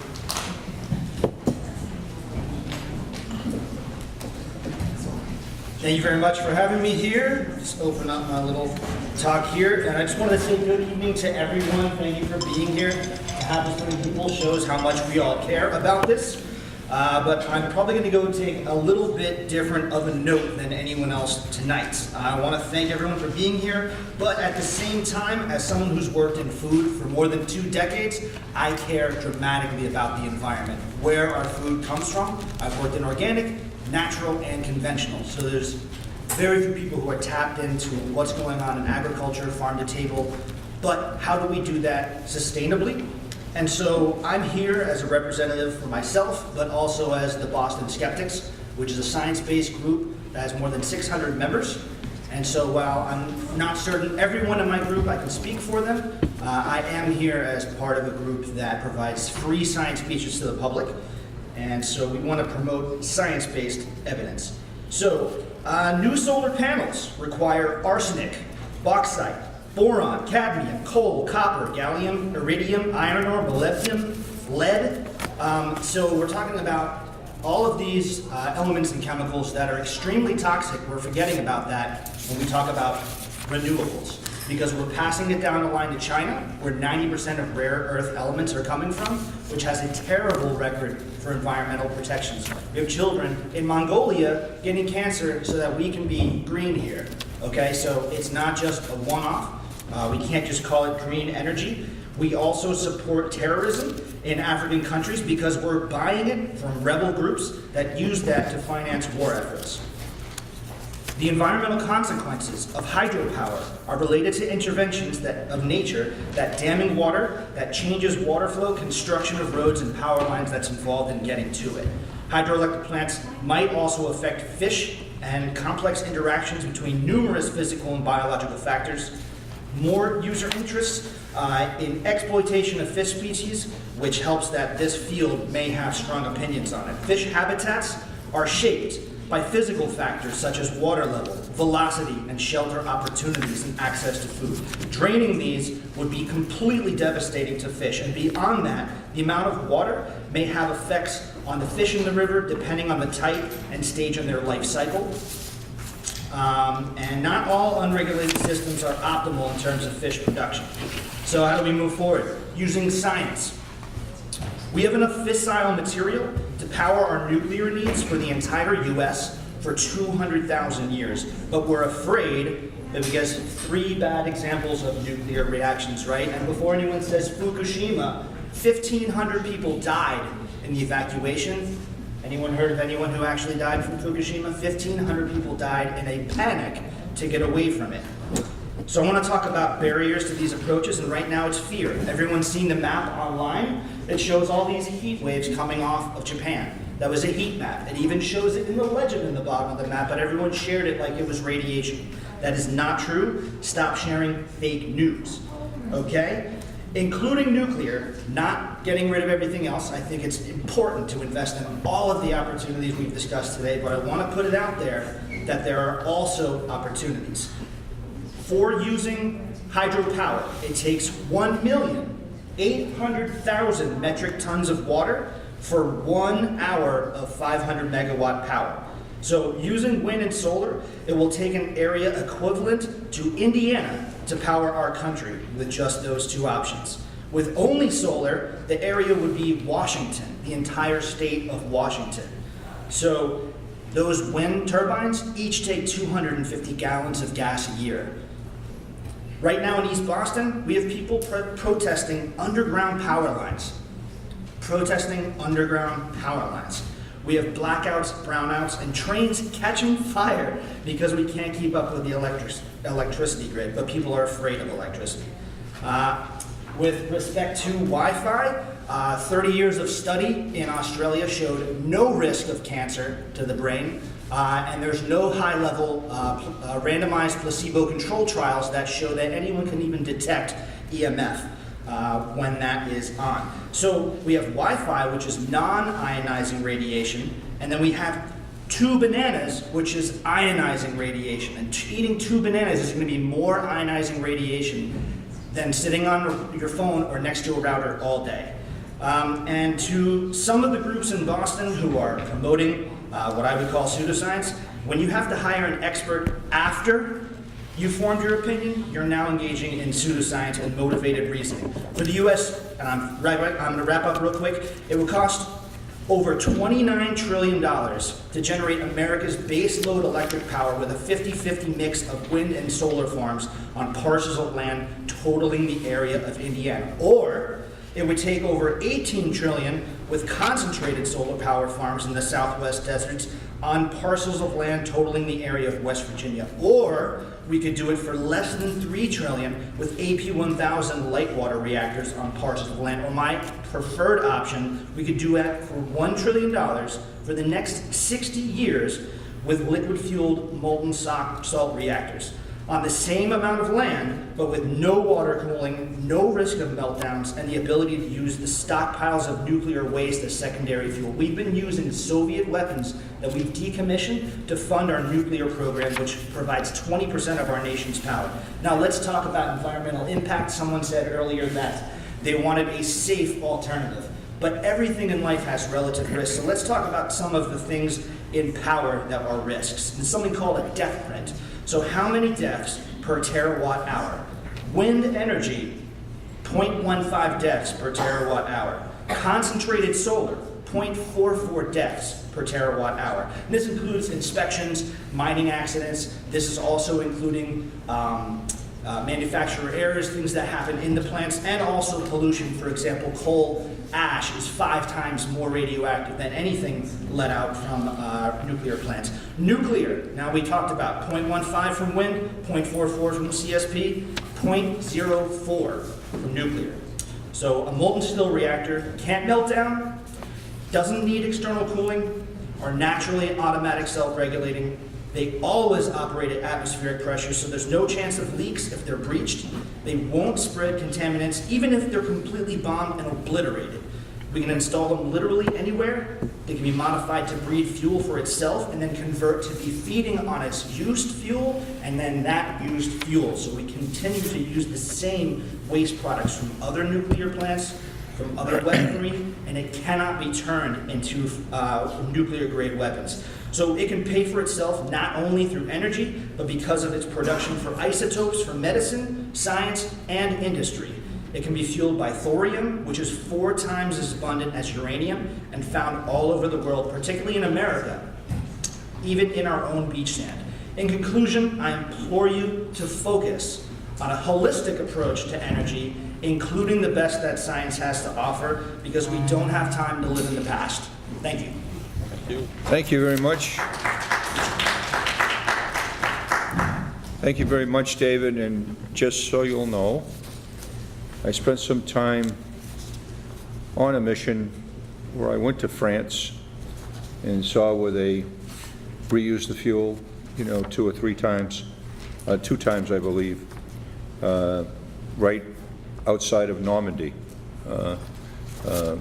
France. So, and the new reactors that are coming out, the smaller reactors that are coming out, are very, very different. So I'm not totally opposed, but I don't think you're going to see that technology going forward in Massachusetts anytime soon. Yeah. So anyway, so next, from Winthrop, I can't make it if it's Kevin or Karen. Karen.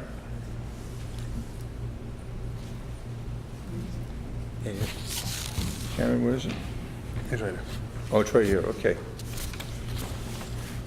Sorry about that, but you could pronounce your name better than I can, so you can tell everybody. My name is Khanan. Okay. Thank you, Senators, for your leadership.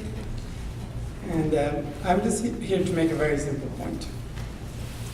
If you look around the room, including the people who have walked away, what do you think the median age is?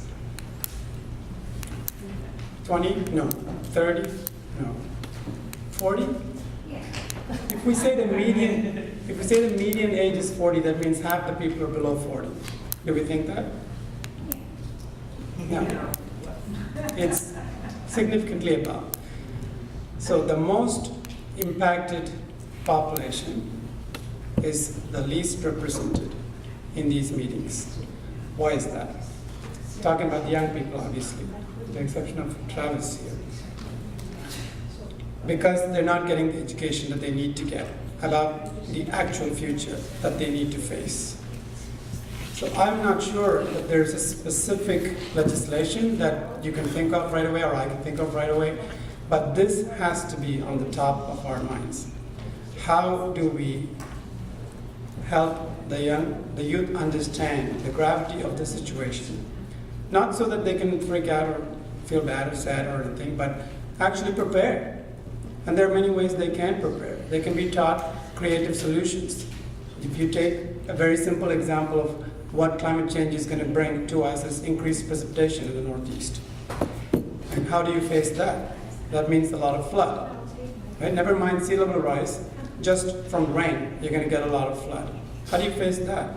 If we just keep building more, then you're just going to have more water, more flood in the basin. On the other hand, if we keep some open spaces, green spaces, then you could route this excess water that comes to us into these spaces, grow flowers, fruit, food, whatever you like. Now you've turned something that's potentially bad into something good, right? That could be taught in schools. Gardening and urban farming, things like that, they shouldn't be outside of school curriculum. It should be part of it.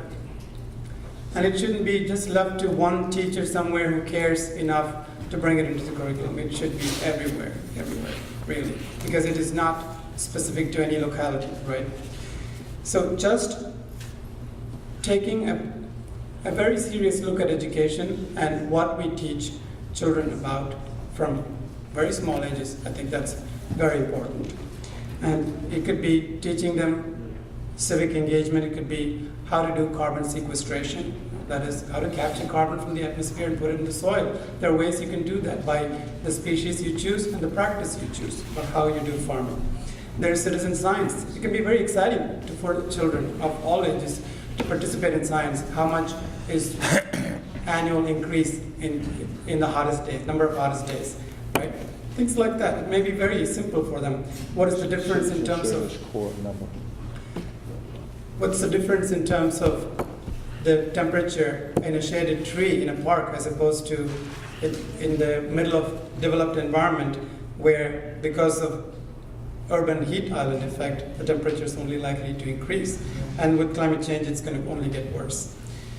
So there are many things that students can do. So anything you can do in terms of bringing about some sort of educational revolution that increases the awareness of the youth of climate change and actions that they can take will be helpful. Another way to look at this is we do a lot for the people today, not enough for the people of tomorrow. You could say, you build a building right on the water, as long as it's LEED Platinum, you're good, but are you? How long is this building going to last? The sea level is only going to keep rising, so in course of time, are we putting the people in that building at risk? And we're also saying, what could be buffer along the coast, storm buffer along the coast is taken away. Something like Belle Isle Marsh or Wood Island Park should be preserved. Instead, if it is not preserved and something is built on it, we're taking on a humongous amount of expense trying to solve what nature's already solved for us. Right? So anything we can do in terms of protecting natural and open spaces that are along the coast. We could do something simple like solar panel farm right along the water. Here we are on the coast. There's nothing blocking the panels, right? You get a lot of energy. And those farms can be moved up as sea level rise continues. So there are things we can do to take advantage of the challenges that we face in the coastal area. And all of this should be done with very specific idea of the future people in mind. That's my request. Thank you. Thank you very much. Thank you very much. And just so you're aware, and I couldn't agree more with you relative to the educational piece. There is a bill that's filed at Senate 1038 is the number of the bill. It's a Citizen Service Corps piece of legislation, which involves all levels of education from elementary all the way up through higher education, and it deals with a number of different elements, but one of them is an environmental corps, there's a health corps, there's a I can't remember all the components of it, but I filed this for a number of years. We just haven't got the consensus around it in the legislature to get it done. But what we're talking about is curriculum-based service learning. So you can have applied learning in our school system. So, for example, science programs right here in Winthrop or in the area where you do water testing, could be part of that. And so when they're learning about, doing their lab work and so on, they could come out and do some water testing as part of the program. And there's a whole scan of issues that you can come up with where there are a lot of receptor sites around the Commonwealth that school systems can deal with right within their own communities to learn a lot more by applying the learning in the community. So that's one. Your second point around resiliency measures, other types of things, that is really in the comprehensive adaptation management planning bill that is before our committee right now. That will probably be the first bill released from the Climate Committee this year because it's closest to being ready, and we have passed it 3 times before in the Senate. So we will pass it again in the Senate, and it will go over to the House. And so we'll wait, and hopefully the House will act on that bill and get it back to the Senate so we can actually put it on the governor's desk. The governor agreed with us last year in the Senate and could not do it all through executive order, but he did take a number of components that he could do through executive order and actually filed a governor's executive order implementing a lot of sections. So right now, through state government at the executive branch level, there are planning meetings going on. There were just a series of grants that went out to municipalities to help them with some technical assistance to do planning so that they can act at the local level to point out those areas that could be, in fact, important for resiliency as we move forward. So those are those two bills that are moving forward at the present time. Haskell-Werlin in Jamaica Plain. Did I say your last name incorrectly, Haskell? It's kind of like Merlin with an upside down M. Yes, Werlin. Yes. Senator Nice to see you Boncore, again. Senator Pacheco, thank you very much for hosting us this evening. My name is Haskell Werlin. I live in Jamaica Plain. This was the closest listening tour that I could find. I actually thought it was going to be in Boston originally, but I understand that people have complained that Boston gets too much attention from the legislature, so this time we get the short end of the stick and come to Winthrop. But it's nice to come up here and see the ocean before it comes to Jamaica Plain. I do want to respond to a couple of people here before I get started with my own comments. I work in a solar company, Solar Design Associates at Harvard, Mass., founded in 1974. It's been around for a good 42 years, doing solar energy installations, design, and engineering. We've worked on the White House under George Bush, under Jimmy Carter. We've also installed photovoltaic systems on 8 U.S. embassies in Africa and 1 in Laos. We're currently working on Amman, Jordan. We did the first net zero campus building at North Shore Community College 3 years ago under Governor Patrick's Net Zero Campus Initiative. We just finished a second net zero building for Clark University in Worcester. We've done the first community-owned and managed solar farm in Harvard, Mass., across the street from our offices, which in 2014 was the first groundbreaking of a community solar farm owned by its residents, and unfortunately the only one. I do want to address some of the people's comments and negative feelings toward Stephen Dodge from the Petroleum Institute. I want to say that I personally apologize for that because I think we have to work hand in hand with the fossil fuel industry to move forward. When I first got started in 1978, I worked with Don Kent Solar, I worked with Sears and Roebuck Solar, Monaghan Solar, and many oil companies were going into the solar thermal business. So it's important to work with the fossil fuel companies in the transition. Unfortunately, Daystar, which manufactured the thermal panels that I installed, was purchased by Exxon and put out of business. That was their MO at the time. Tyco did the same thing, and several other oil companies bought up solar companies and shelved it. Time was not right at that time. However, we've persisted, we're here, we're back again, and I do want to mention, to your point, that 95% of all the solar panels installed in the United States are silicone-based. They do not contain any toxic materials. They are strictly solid materials that do not leach into the aquifer, and the manufacturing is controlled and monitored. So I just want to clear that up. I represent also a group of solar users, solar businesses called Mass Solar. We have over 1,000 members, and we have several bills that we are sponsoring this session. We want to end the net metering caps now. We want to restore 100% net metering credits for community shared solar and low-income solar projects. Very unfairly, last April of 2016, the governor signed a bill that reduced compensation by 40% to low-income solar users. This is really unfair from an equity standpoint. If you have a south-facing roof in Newton, you get 100% net metering credit. If you live in a triple-decker in Dorchester, you get 40% less. Does that make sense? No. Secondly, the net metering caps is an arbitrary, unnecessary limit to solar, and we have lifted that net metering cap 4 times. I now know my way blindfolded across the State House from the basement to the 4th floor and back. Unfortunately, I don't really need to know that, but I do. We've been to your office how many times to ask to have the net metering caps lifted? We need to have them eliminated. The SMART program. Some people call it Smart Aleck because it could have been written by the American Legislative Exchange Council.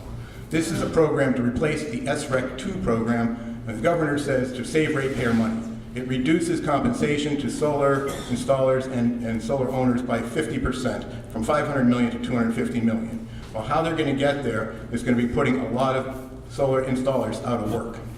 One of the problems with this program is that it has caps built into it. We're trying to get rid of caps, but they are introducing a 320 megawatt cap on each policy initiative. So if you have rooftop solar, once you hit 320 megawatts, that additional benefit goes away.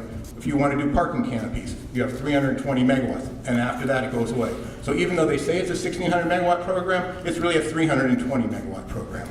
It's unnecessary to cap and limit each area of solar installation. Another problem with it, it has a review process that kicks in after the second declining block. Well, if you never get to the second block, how do you review the program? If there's not adequate compensation, you'll never reach it. We need a time-based, not a capacity-based review. And at 6 months, you review it, and you say it's either working or it's not, and you give DOER the right to administratively reset the prices so they work. Right now, the Suniva bankruptcy case, a small solar manufacturer out of Georgia, has triggered a tariff review at the International Trade Commission, the ITC, and this will be heard on September 22nd or sooner. What this will do is impose a 40-cent tariff on all imported solar panels. So that means that the price of panels that are currently in the high 30s, low 40s will be 78 cents or higher. This will cause, according to Green Tech Media, 2/3 of solar installations to cease to exist, wiping out 100,000 jobs to save 250 manufacturing jobs.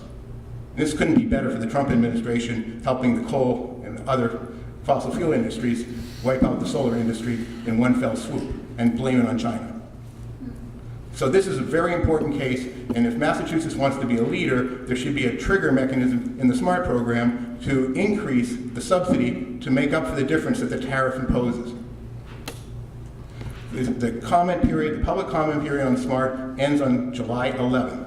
There'll be another listening session at the Boston College of Art on the 11th. Also, there'll be one in Westfield State, one in Worcester on the 10th. I urge you and your colleagues to support people to make comments, for yourselves to make comments. I understand that Chairman Golden has said, hey, when we cut the net metering, everybody was squawking and yelling and screaming, and now with the SMART program, we don't hear anything. Well, he's not hearing us. We are squawking, we are screaming. This is an industry that has over 20,000 jobs in Massachusetts. We could lose more than half of those if the SMART program isn't smart enough.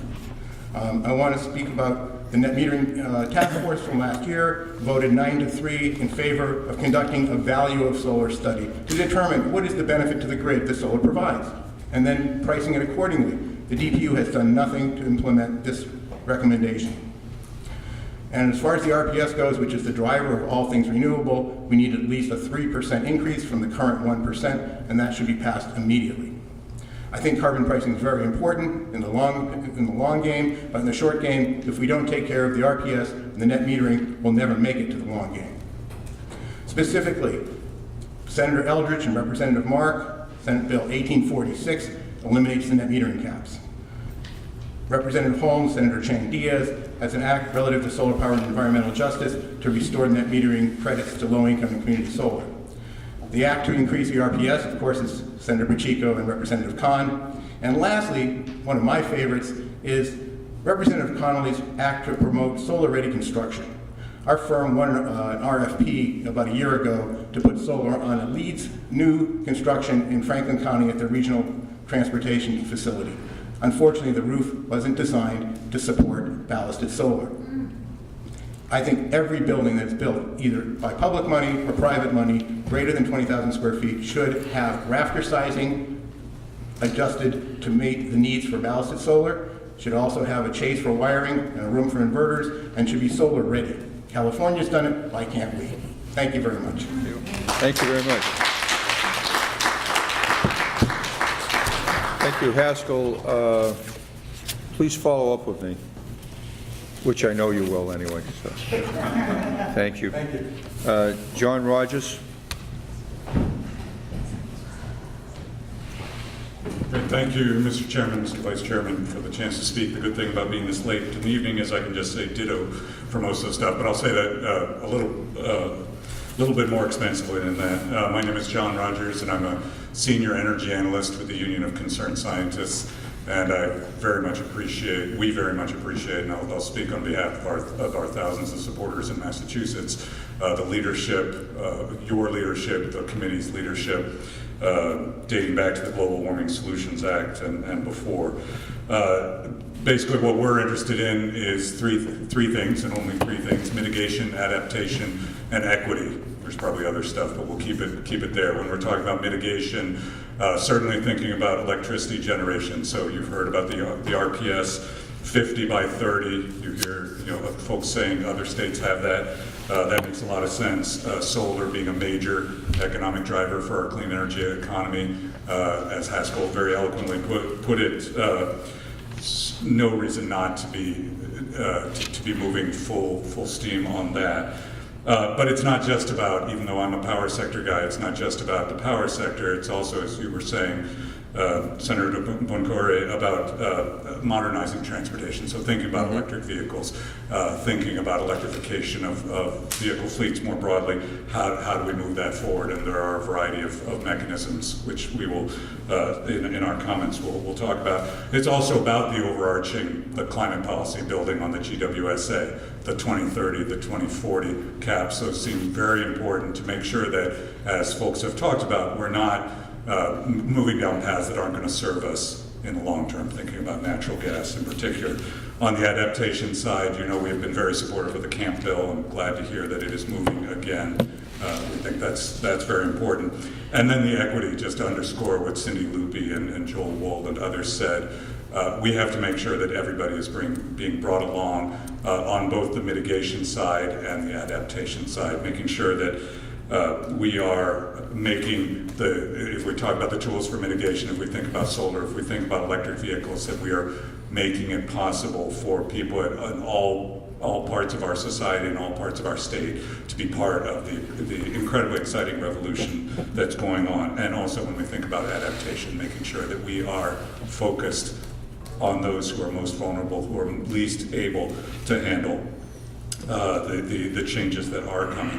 So I just want to express a strong thank you for Senate Bill 1880 that wraps so many of these pieces together, and encourage you to make it an even bigger bill and just move these pieces through. And again, thank you both for your leadership. Thank you very much, John.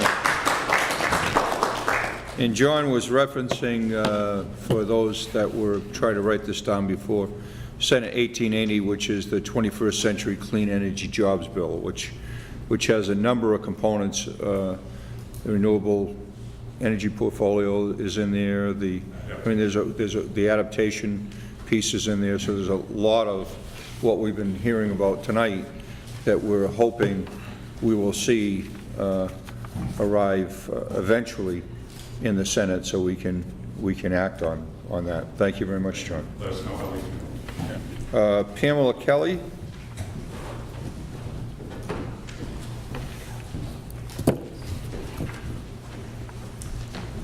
Thank you. Thank you. Oh, I drove about 3 hours here from Greenfield. I thought I Spent was. an hour, and then spent an hour running around trying to find the place Yeah. to revere. And I thought I was reading it Yes. incorrectly, but it is Greenfield. yeah, it's Okay. Greenfield. Right. So Greenfield's on the Connecticut River. It's the first green community in the state. And using a community aggregation system, it's got 100% renewable energy, but it's a very low-income community. I'd like to see this Winthrop kind of hearing jammed with people from Revere. And when they're demanding this kind of thing, we're going to win all this stuff. And so I represent one of those people. I am myself a low-income person. I'm living on Social Security. We have a small cape, but I have 24 solar collectors on the roof, 6.5 kilowatts of solar. And it generates all my electricity, and with the help of a heat pump, which was rebated by the state. It's a mini split. It's and really good insulation. I pay no electric bill and no heating bill. All I pay is the distribution fees for the wires bringing to and from electricity back and forth to the house. So how did we pay for that? Well, all my life I saved in a traditional IRA, and I cashed it out because I lost faith in Wall Street. And, I'm making $3,000 a year off that IRA. So, but most people don't have access to capital. So what I want to talk about now is green banks. Green Bank. Because if we don't have access to capital for ordinary folks, we ain't getting nowhere. We need rehabs, we need money for all kinds of stuff, but green banks, we are surrounded by, every state surrounding us has a green bank except Massachusetts. So what are the main points? What are green banks? They provide a way to use a limited amount of public money to leverage 5 to 10 times as much private investment over public investment. So, New York had Hurricane Sandy, so the hearing aids went up to high. And they appropriated $1 billion for their green bank. But they're going to get a $10 to $11 billion revolving loan fund, which is going to grow. So, that's a lot of cash out there doing rehabs. We are neglecting that opportunity if we don't institute a green bank.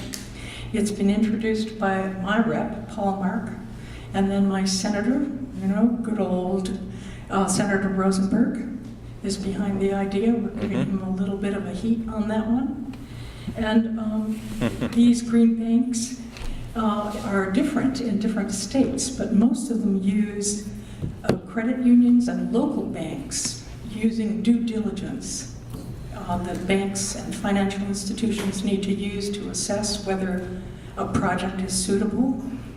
And then they sell the bundles of private financing to private banks, so it really encourages private financing.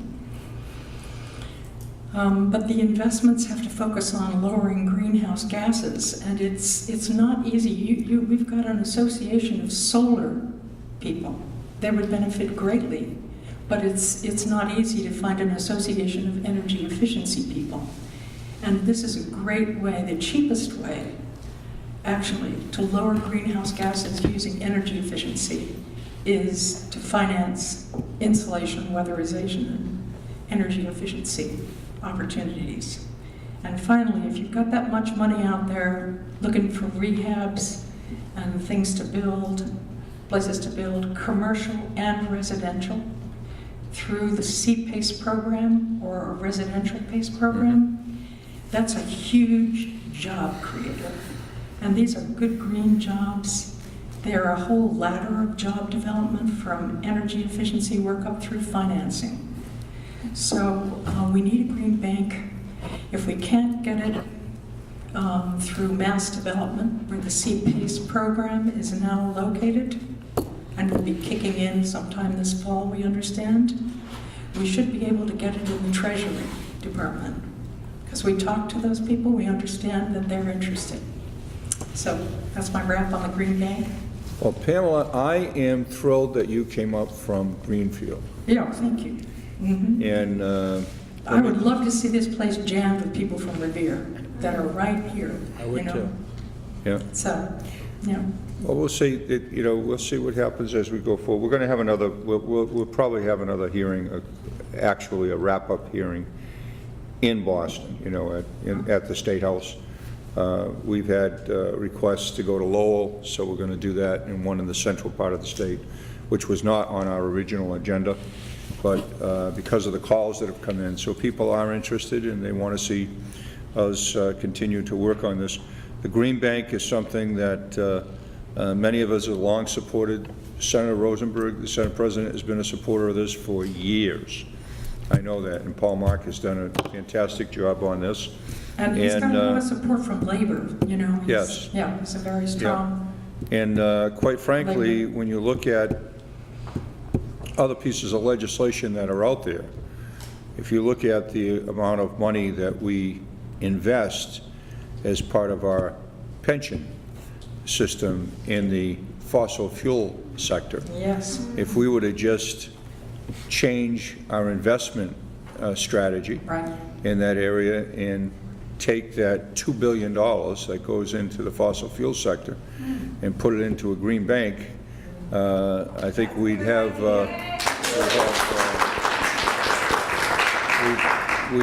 a significant amount of job creation, and it would be as good, if not better, rate of return. Yes, and less risk. And, Yes. and that doesn't even begin to acknowledge the fact that Yep. $6 trillion has already been pledged for divestment globally. Yes. And if we had a green bank that did not have fossil fuel attached to it as a quote-unquote clean energy, as the CPACE program does, we could collect that money and put it to really good use. So thank you very much for your help. Thank you. And Pamela, make sure that my office has your telephone number as well, so we can get a hold of you, in addition to your email. There's just a few more people on the list, so we're going to try to move forward with this quickly. Janet, Michael, I think, from Boston. Maybe she left. There is somebody here, another person from Revere that is here, but is choosing not to testify. But Revere's in the house in a couple of different places. Jessica Nahigian in Cambridge.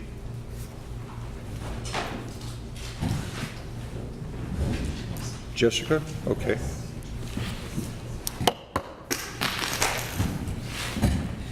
Very good pronunciation. That was completely correct. It was? Yes. Oh my God, thank you. Very rare for that to happen. Thank you. Well, thank you very much. Thank you for holding this hearing tonight, and also for the leadership that you both have shown on this issue and that the Senate in general has shown on this issue. I'm sure I don't have to talk about how urgent this time is for state and local government action on climate change and on the environment. Thankfully, climate solutions do exist, and the state has the power to enact them. So first, the legislature must promote policies to increase energy efficiency. While the Commonwealth is ahead of other states on energy efficiency, as you mentioned, it should always be re-examining its efficiency programs and identifying areas for improvement. Like you said, we can't rest on our laurels. We also need to increase efficiency transparency by creating a comprehensive labeling system for our buildings. Greenhouse gas emissions of buildings and the transportation sector are nearly equivalent in Massachusetts, but only cars are required to provide consumers with the tools they need to make an informed decision. So I think it's time for that to change.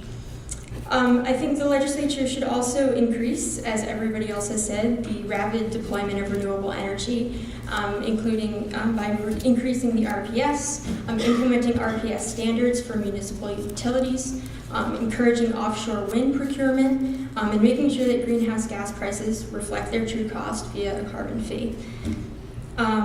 Additionally, we must stop assuming that increasing renewables leads to decreasing grid reliability.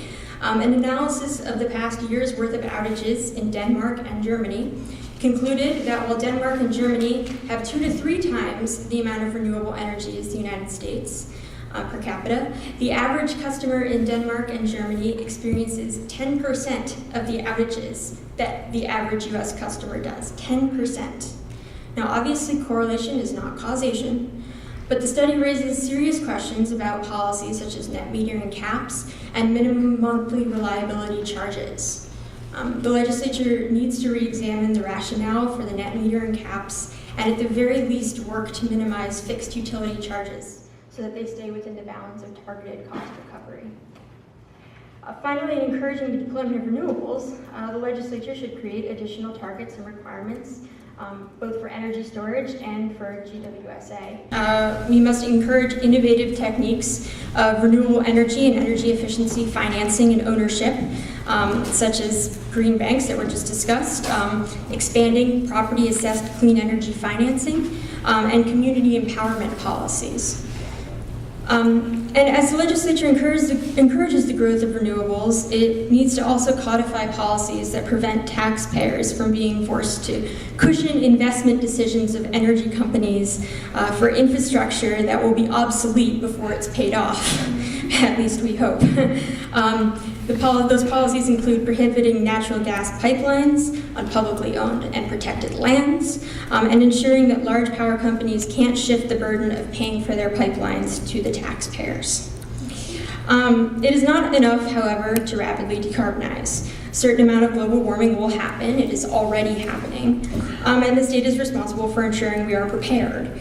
The state needs to create and update an energy plan, as well as comprehensive climate change adaptation strategy. As we sit here, of course, we can't forget about the importance of mitigating coastal erosion and the harm from rising seas.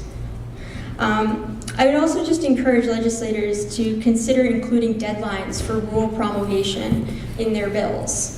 Climate change is an issue that we can't delay addressing, and I hope that legislators will remember this as they consider and amend legislation in the upcoming session. We've seen stalling at the administrative level on some really important things, and it would be great to have baked-in deadlines to get stuff moving.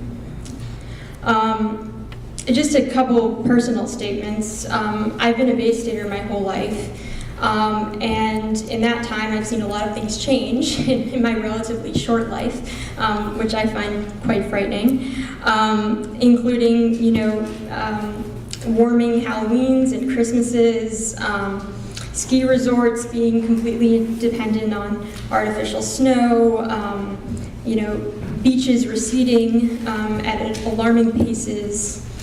And I returned to Massachusetts after college because I believed that Massachusetts could lead on the important issues facing us, particularly climate change, which is the issue that I've worked on for a while now. And as you and your colleagues fight in the legislature for some of the policies that I've mentioned, my long laundry list of policies, which I know you are doing, and I appreciate that, and thank you for your work. I really hope that you'll think of me and people like me who are depending on you for our future. So thank you very much. Thank you. Kim Wilson. From Jamaica Plain. My husband was a physicist. He worked at Oak Ridge in Tennessee, and he agreed with some of the nuclear options that this gentleman was talking about. So I just wanted to say that.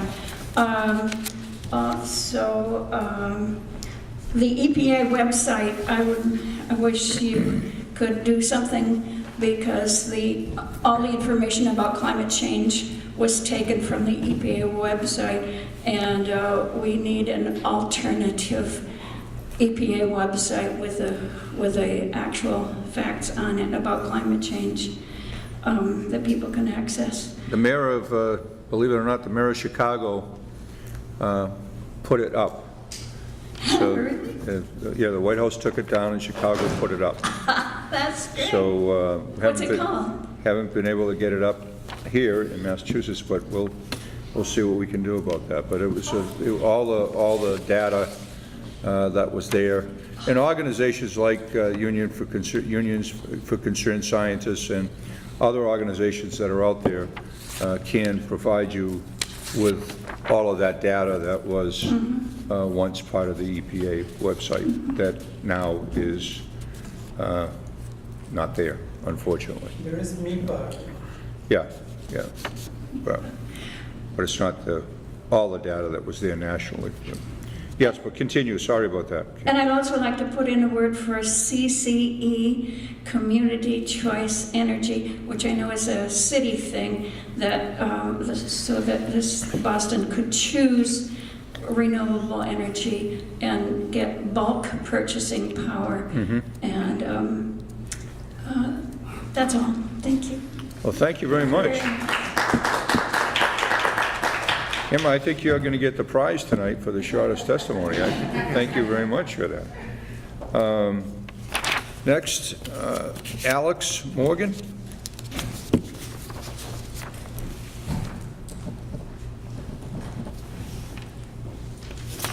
Hi, thank you. Good evening. Thank you for doing this. So I want to first off respond to something that the fellow from the Petroleum Institute said. He said, what happened to the golden age of, what happened to natural gas being like the golden child of the environmental movement. Yes, natural gas does have less carbon in it than petroleum or coal, but what we've come to realize is that natural gas, being gas, it leaks, the infrastructure leaks, the compressor stations release gas, and a molecule of methane released into the atmosphere does nothing to cook your eggs, does nothing to heat your hot tub. It has 86 times as much of a global warming effect as a molecule of carbon dioxide. So if they could do something to make it so that the natural gas infrastructure did not leak any gas at all, then we would feel better about natural gas. So I support legislation. I don't have the bill number, but there is legislation to address gas leaks. So that's one thing. I also wanted to have a conversation about the carbon pricing legislation. So I understand. So there was a hearing in the TUE committee last Tuesday, I believe, on the Senate chairman of the committee's bill proposing carbon pricing. And I understand that you have proposed something, similar legislation, but it would be triggered by our not meeting targets. Yeah, I was at that hearing. I wasn't there for the whole hearing, but I testified actually first on it, on the bill. That's a trigger. But Senator Barrett has a bill that is a 100% rebate bill, which is a good bill. There is a bill filed by a member of the House of Representatives, Representative Benson, I think it is, that filed a bill, which is a 80-20 bill, where 80% would be rebated and 20% would be invested in lowering, but it's a revenue positive bill, and there's a question whether or not that would be actually considered a tax or not. And the bill I filed is a economy-wide price on carbon triggered if we were not meeting any element that is under the Global Warming Solutions Act or would be part of the Global Warming Solutions Act, because we're going to do the hopefully we'll do the 2030 and 2040 requirements. So if it were triggered, it would be basically similar to Senator Barrett's its implementation? It would be, well, it would be, it's not necessarily a rebate program. It's just when you get into the rebate program, while I support it, but when you get into weeds on it, you're talking about a significant amount of money that first has to be collected or given out ahead of time so that it can be spent in doing the work that needs to be done to offset the pollution. And then you've got to get into the specificity as to how that happens and the specificity as to how it gets done, you know, and so it's not a simple cap and trade, you know, type of program. So it doesn't stipulate exactly how you do it. It just says that the administration would be responsible for implementing an economy-wide carbon price that would be put into place. Now, we can debate how that gets done, but the fact of the matter is right now it can be done under existing statute. The governor is not choosing to do, not choosing to use the law that is available to the administration right now. They could move forward with putting in place, as the law states, a market-based compliance mechanism that would be implemented, which, said another way, can be a price on carbon. And it could be a cap and trade system, it could be a system that is fee-driven across the board. I mean, there's a number of different ways in which you could do it, and it requires that it would be done. So could it be a carbon dividend kind of solution? And carbon dividend, Yes. I'm using... It can be, yeah. Yeah, Yeah, it so- doesn't prohibit it. Right. So if I had Charlie Baker's ear, I would point out to him that on June 19th, George Schultz and Lawrence Summers had an editorial in the Washington Post where they trotted out, you know, the conservative, the market-driven solution to carbon emissions. And they called it carbon dividend. It sounds a whole lot like... They call it carbon dividend, but in the editorial and a couple of the others that have been put out from conservatives on this, because it is a conservative idea, actually. It's a market-based idea to put a price on carbon and let the market take place. But as we know with other market-based solutions, they don't always work out that well. Let's take a look at the way healthcare is being done, for example. So we need to insert some of our goals into crafting the market in certain directions. Some of the proponents and some of the lead editorialists around this from the far right want to see a carbon price, but they'll also mention in the editorial that they also want to see EPA regulations and guidelines eliminated so that the market could truly move forward. I certainly am in favor of seeing some carbon pricing in a smart way to do that. I'm a little bit more concerned about eliminating some of the requirements that we have that we put there for a reason, to make sure that we're you know, doing the right thing by the environment as well. So, but anyway, I mean, yes, I mean, some of the conservatives are out there saying that, and I think Charlie Baker is aware of that. What he is saying, essentially, as I understand it, is that because he has signed on to the 2020, 2050 requirements under the Global Warming Solutions Act, he has signed on to the 2030 statement with other governors in New England and with the premiers in the area, and he signed on to the Paris Agreement. He is saying his administration is going to move forward and do this without the need to implement a price on carbon. And so I'm simply saying, this is where I'm coming from ideologically, I'm simply saying my goal is not to have a carbon price. my goal is not to have, you pick the scenario. My goal is to lower carbon emissions. So, let's lower the carbon emissions.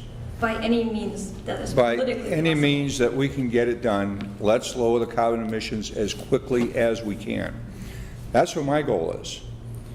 So a lot of people look at this and say, well, the goal is we want 100% renewables. Well, I'm a co-sponsor of that bill, but that's not my goal. My goal is carbon neutrality. My goal is bringing the greenhouse gas emissions down. I'm signed on to a price on carbon. That's not my goal. That's a tool to help get to the goal. So any of these some people are looking at this issue like that's the goal. Price on carbon is the goal. I think when we look at it that way, we just miss the point. We want to get the carbon emissions down. And there are a number of ways to do that. And I thank Senator Boncore for being a partner in that movement, and turn it over to him for final comments. Yes, thank you all for being here tonight. I think it was a great hearing. These community tours and stops throughout the Commonwealth only work if the community is engaged. So I want to thank everyone, the constituents from the district, for engaging, the leaders on these issues throughout the Commonwealth, from every sector that came out tonight to testify. It really does help frame the discussion when we go back to the Senate. I want to thank Senate leadership, President Rosenberg, for appointing me to the Global Warming Committee, which is so important to me, and obviously the First Suffolk and Middlesex District, which is, beyond the Cape and the Islands, probably the most coastal district in the Commonwealth. But I must thank the President Pro Tem, Senator Pacheco, for his leadership on these issues, and sort of taking me under his wing on some of the issues in my early stages in the state Senate. So thank you so much for being here. Thank you very much. And I just want to add, I want to thank our staffs as well. Yes. See, without them, we're really in trouble. Absolutely. So I just want to thank them. Thank you all. All right, stay home. Thank you. Thank you. Thank you very much. Did it go all right for you? Yeah, very well.